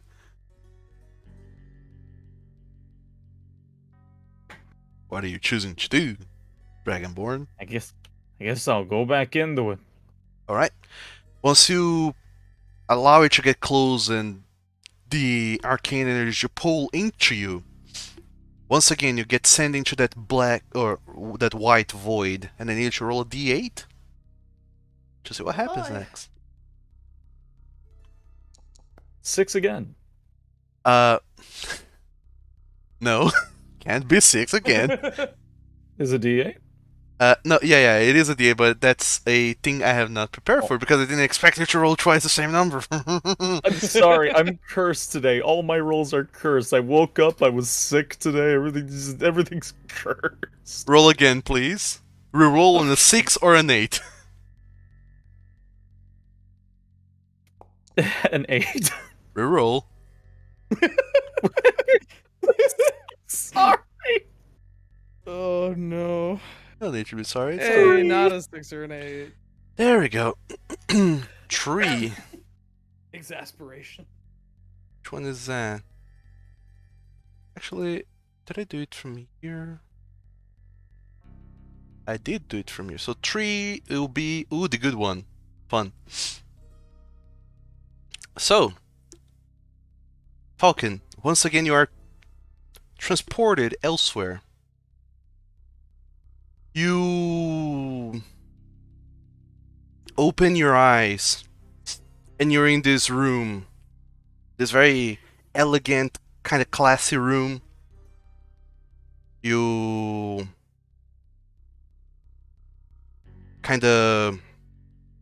are breathing very heavily.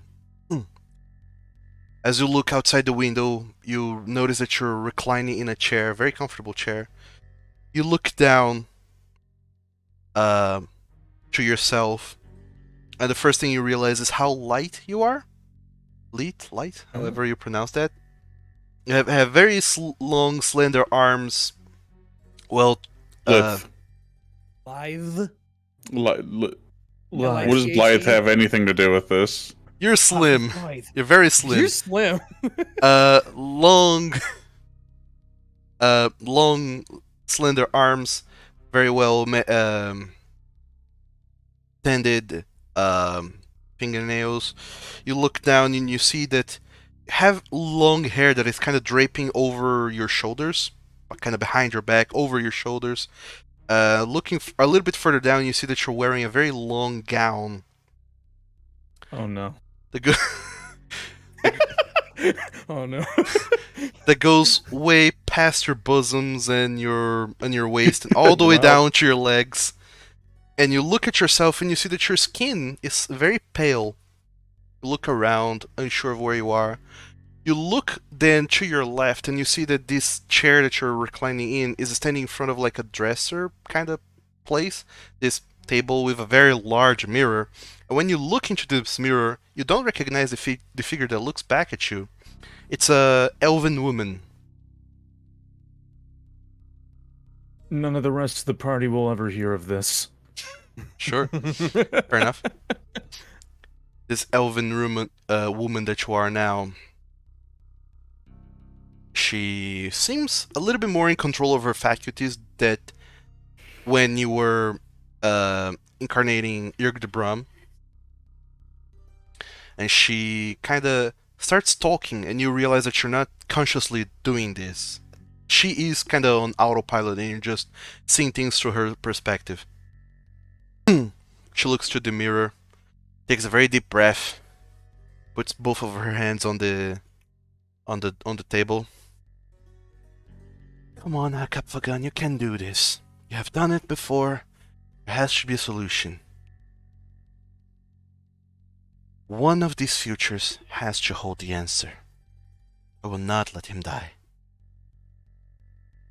And then you look deep into the mirror and you start to focus deeply. And your eyes kind of go white. And then they start to shine. And then the whole world around you kind of starts to blur a little bit and lose its shape and color, but the mirror, the visions in the mirror, it stays sharp all the way through, and then you see yourself in the mirror, but the gown that you're wearing turns into this more formal battle attire of sorts, and then the world starts to move as if the camera there is the mirror is turning around the visage of you, going to the back, and then you can see ahead there's this very dark looming force in front of you, and deep down you feel a shiver in your spine. You know that it is Cosme, the primal god, the force of chaos itself, and it looks down upon you. It doesn't speak. It doesn't need to. You know exactly what's happening.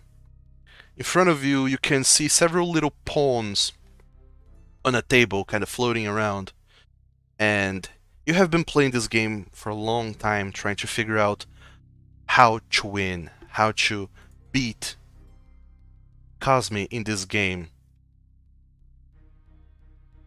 You're not entirely sure if you can do it this time around, but you have got to try. You've seen this game be played dozens of times, and you have got to get a solution. You will not let him die. So, the way that this works is there are two piles, or rather, these pawns are separated in two groups, one on the left and one on the right. The one on the left, they represent your fellow almighties. Eaglebeth, Irgdebrum, Fanfigor, and Paspron. On the right, other almighties, Yabarag, Gafadur, and yourself, Hakapfagan.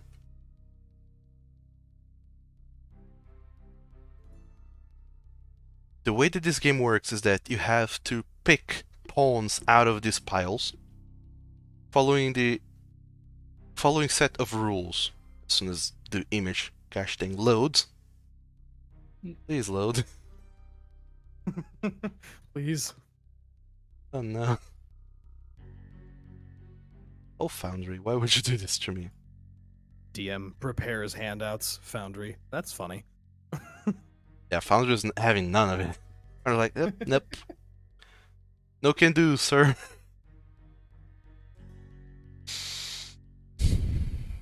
Oh shit. Okay, let me do this other way. I can do this quick and easy. There we go. Bang, bang, bang. Hey. Alright. Handout. Had to quit this quickly, that's how it would work. So, the way that this thing works is that you have to save people.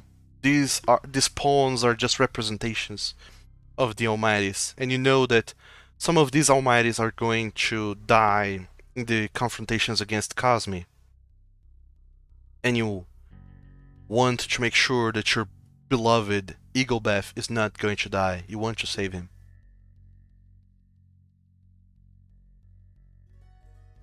You will take turns, you and me, picking out pawns from the piles. You can pick however many you want from one side or from the other side, or from both sides at once, but if you do so, you have to pick an equal number. Eaglebeth can only be picked if it's the last move, and you cannot pick yourself, Hakapfagan. And furthermore, it's up to you if you want to go first or if you want to let Cosme take the first move. So one ultimately gets taken each time. Yep. I cannot choose Haka, and Eagle has to be the last one taken, right? Yeah. Oh, by the way, the winner is the last person to take pawns from the board. Right. Does it have to alternate left to right? No. You can pick however many you want from the left, however many you want from the right, or from both piles at once, so long as you pick an equal number.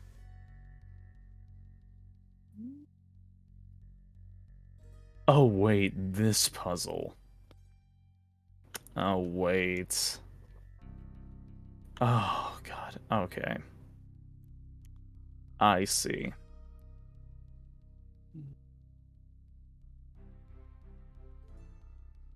Hmm. So, is there a certain number we're allowed to pick? Or can we pick any number? Any number you want, following all of those rules. Ego Bath can only be picked if it's the last move, and you cannot pick yourself. Hack up a gun. Right.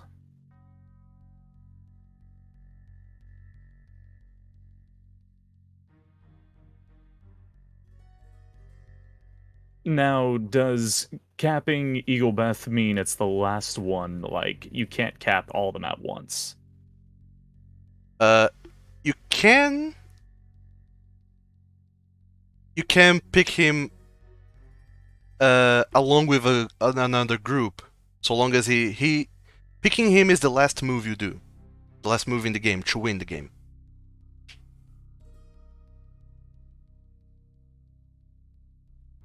Okay. Well then, what's stopping me from making me go first and picking 7? You can't. If you pick from both piles, you have to pick an equal number. And you can't pick yourself or Eaglebath. Okay. Has to be an even number. If you're picking from both piles at once. Hmm.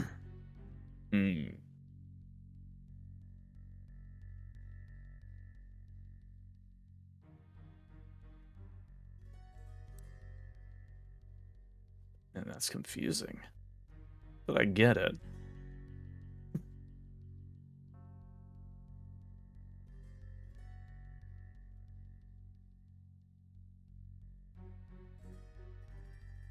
Okay. Sure. I'll give it a shot. Are you going first or second?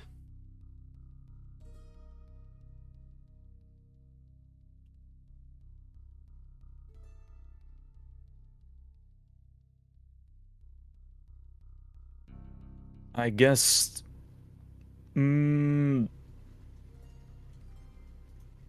go first, then.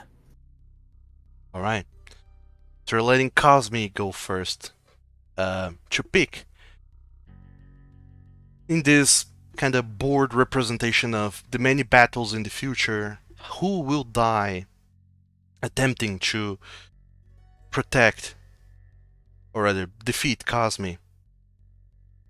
And Cosme gets to go first. So,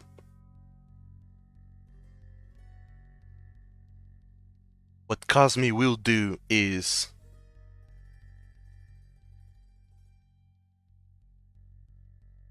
he'll go ahead and pick Yabarag, Irgdebram, Pamphagor, and Gaffadur. Two from both piles, leaving behind only Eaglebath, Pasperon, and Hakapfagan in those 2 piles.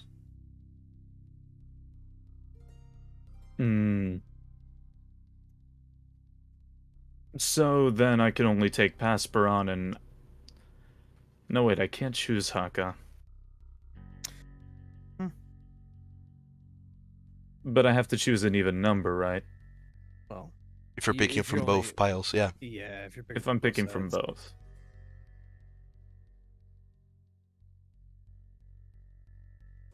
Then I can only choose Pasperon, since I can't choose myself. Yep.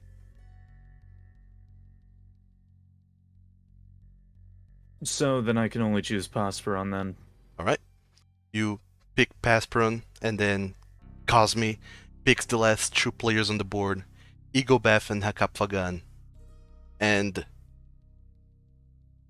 you, Hakapfagan, see this future where every one of your companions, all of your friends, all of the Almighties, all of them die, and Pasperon is the only one that survives. That's not the correct future. That can't happen. You can't let this happen. And as Pasperon herself, or rather as Hakapfagan herself, kind of shudders her head, trying to get back into her present, and get her strength back to see another iteration of the future, you also get shunted back with this mental exhaustion feedback from peering into the future as proficiently as Hakapfagan does. You will suffer one level of exhaustion as you get shunted back into the house at the cliff along with your companions. Not a good feeling. That went well. Oh, back Okay. already. Yeah, okay. So, there's another one. What I mean is another weird puzzle. Yeah. I sense a pattern.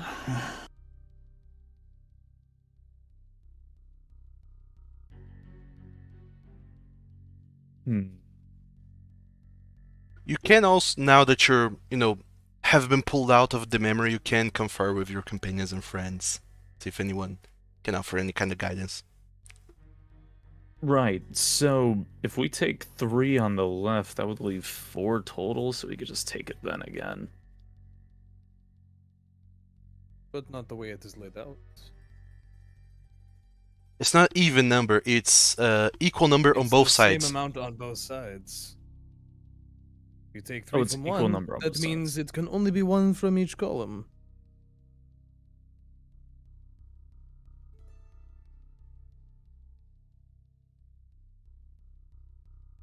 So if we start with 4, then they'll have to take 2.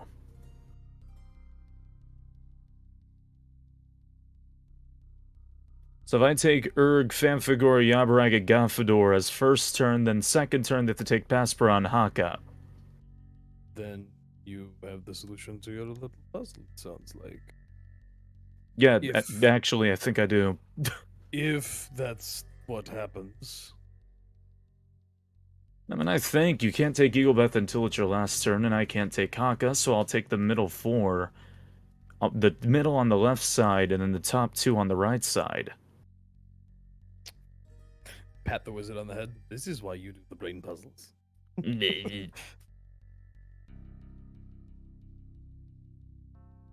Okay, I do the thing again. All Just right. don't get too exhausted.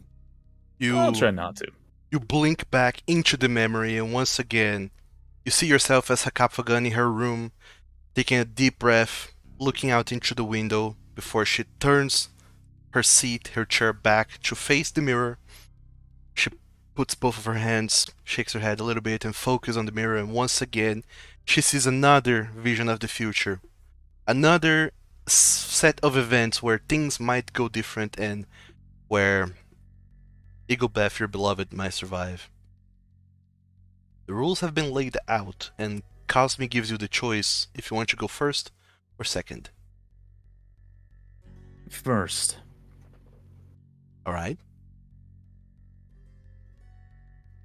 Alright, I'll take from the left Ergdebram, Famfigor, and on the right, Yabarag and Gafador with 4. Alright. You pick those 4 almighty, your companions. By picking them, you're seeing this version of the future where they do survive the whole ordeal.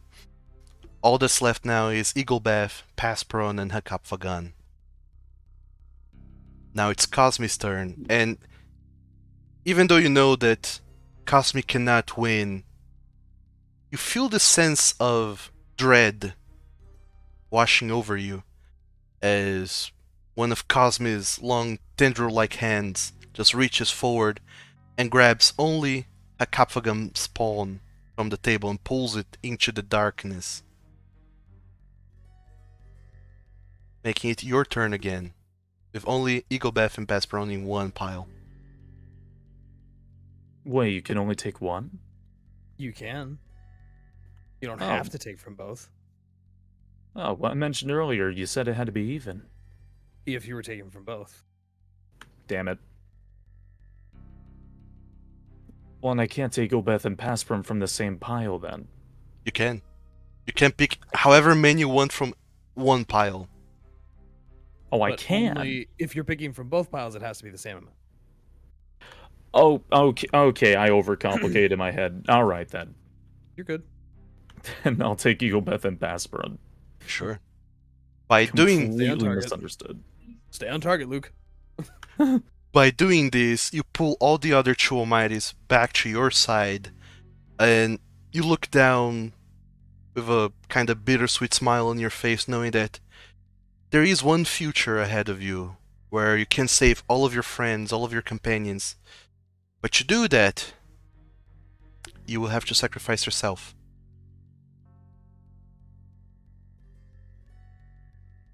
And Hakapfagan, she kinda just looks down at her hands, they're trembling and shaking. She lifts up her hand and kinda fidgets a little bit with the ring in her finger, thinking of Eaglebeth. She looks back into the mirror. She didn't even realize that tears had begun streaming down her face as she looks at her reflection. She seems to nod, a resolute nod, and gets up from the chair, away from the mirror, and back into the world to keep leading this war against Cosme.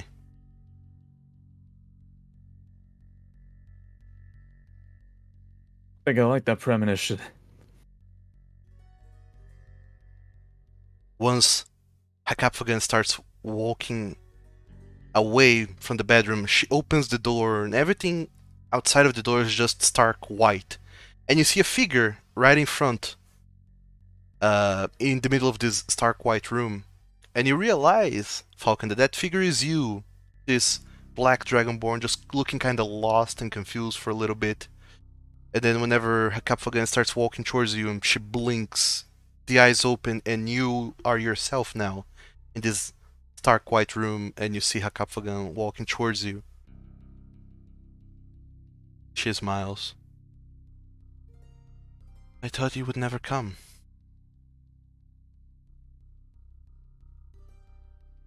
Even though I saw all that is to happen, I still can't help but you.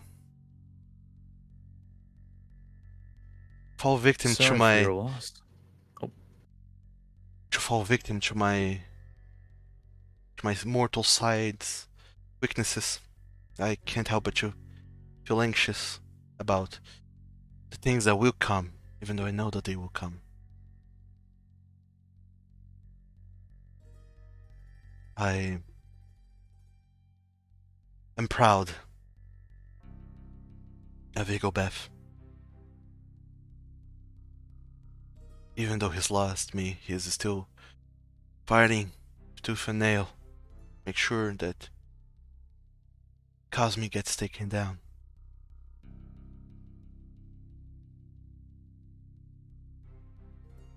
Thank you, Falcon.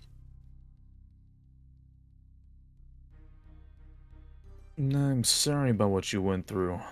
I can assure that Cosme will go down. I know he will. I saw the future in which he will. Just hate that I don't get to be with Eaglebeth. That he'll have to go through all of this ordeal alone.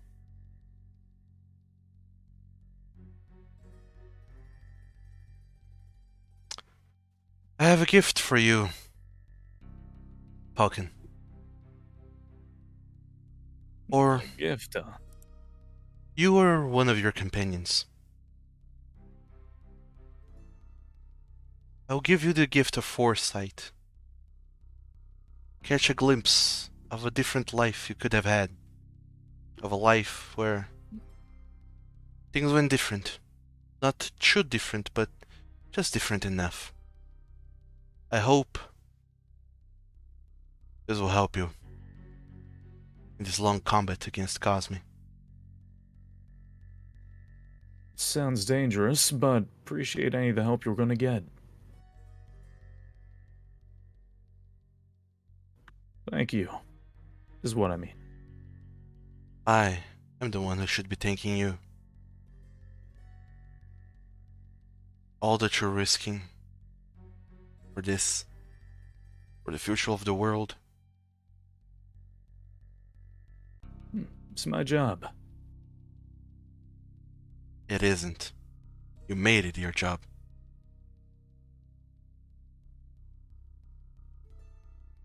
Hmm. Ultimately, she smiles at you, kinda extends a hand towards you, and you can see this kinda bright, uh, mm, this brim around a tiny mirror that she hands over to you.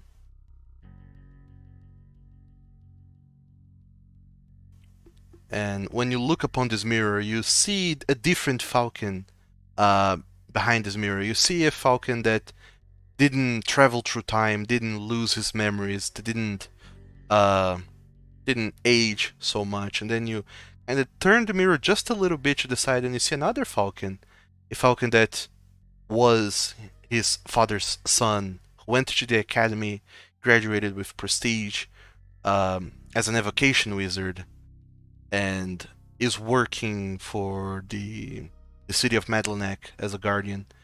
And then you turn just a little bit further and you see another falcon, one that lost all of his friends to Lady Uxian, and now decided to join Cantus in your quest for obtaining ultimate necromantic powers. And as you keep shifting the mirror back and forth, you see several different versions of yourself, until eventually you look away from the mirror and you notice that you're alone in this bright, stark room. Hakapfagan is nowhere to be seen. And when you blink again, you're pulled out of the memory, and you're holding in your hands another bright, congealed mote of energy. There is no mirror in your hand, just the mote of energy. And as soon as you look around, back in the cliffs, you see that the house that you're kind of standing in starts to very slowly kind of go down since the almighty remnant has been taken.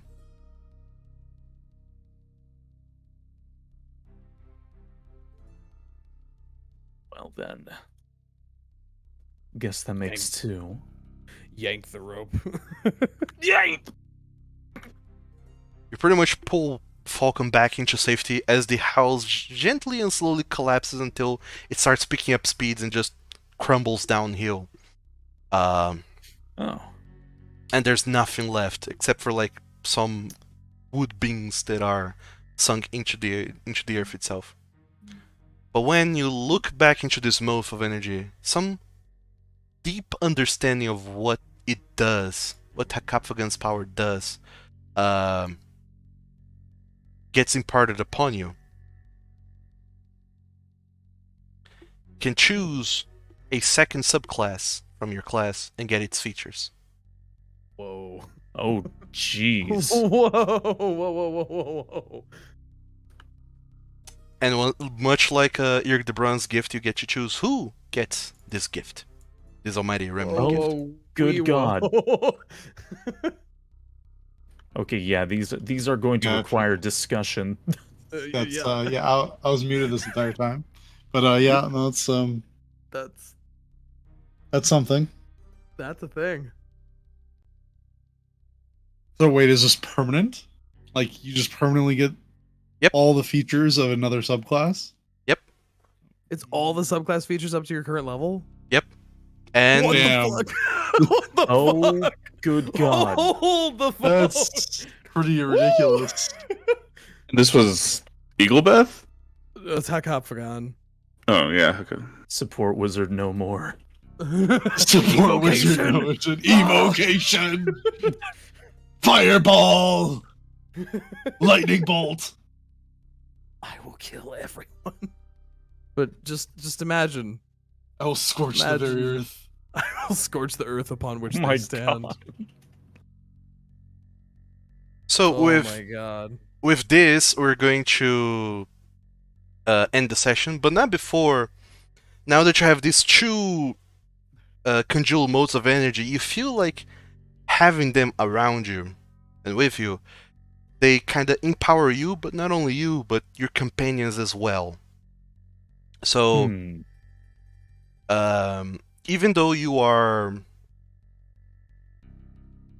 only 2 of you or 1 of you will get this cool kick-ass powers. The rest will be getting feats. You can choose a free feat. Feet. Feet are good. Feet are good. Feet Pixar didn't happen. No. More of a ma guy than a paw guy, but Yeah. That was the softest no I've ever heard from you. No. Just no. And yeah, that's gonna be it for today's game, you guys. Got 2 almighty Wow. gifts out of 32. So yeah. 32. Oh no. oh, we got a ways to go. I was gonna say, Doug, you're playing a very dangerous game with a guy who grew up on collectathon games. I mean, if you manage to micromanage your spelunking time across the continent with going back to Madeleine to do your duty as a guardian dragon, then yeah, you get to Gotta- collect all them. Gotta catch them all, man. Yep, all the powers. Gotta be OP. So, this is gonna be it for today. Fortunately or not. Thank you guys so very much for playing, and everyone else there for watching. Thank you very much. We'll be back possibly, hopefully Monday with Call of the Werewolf, that new fandangled game that I kind of mashed up, which should be approaching its finale, so the last episode finally, where we see if this whole idea of converting one setting into another system that is vastly different actually works or not. And then back on Wednesday for your regularly scheduled Dungeons and Dragons, because I imagine that after the revelations of today, everyone will probably be kind of excited for next game.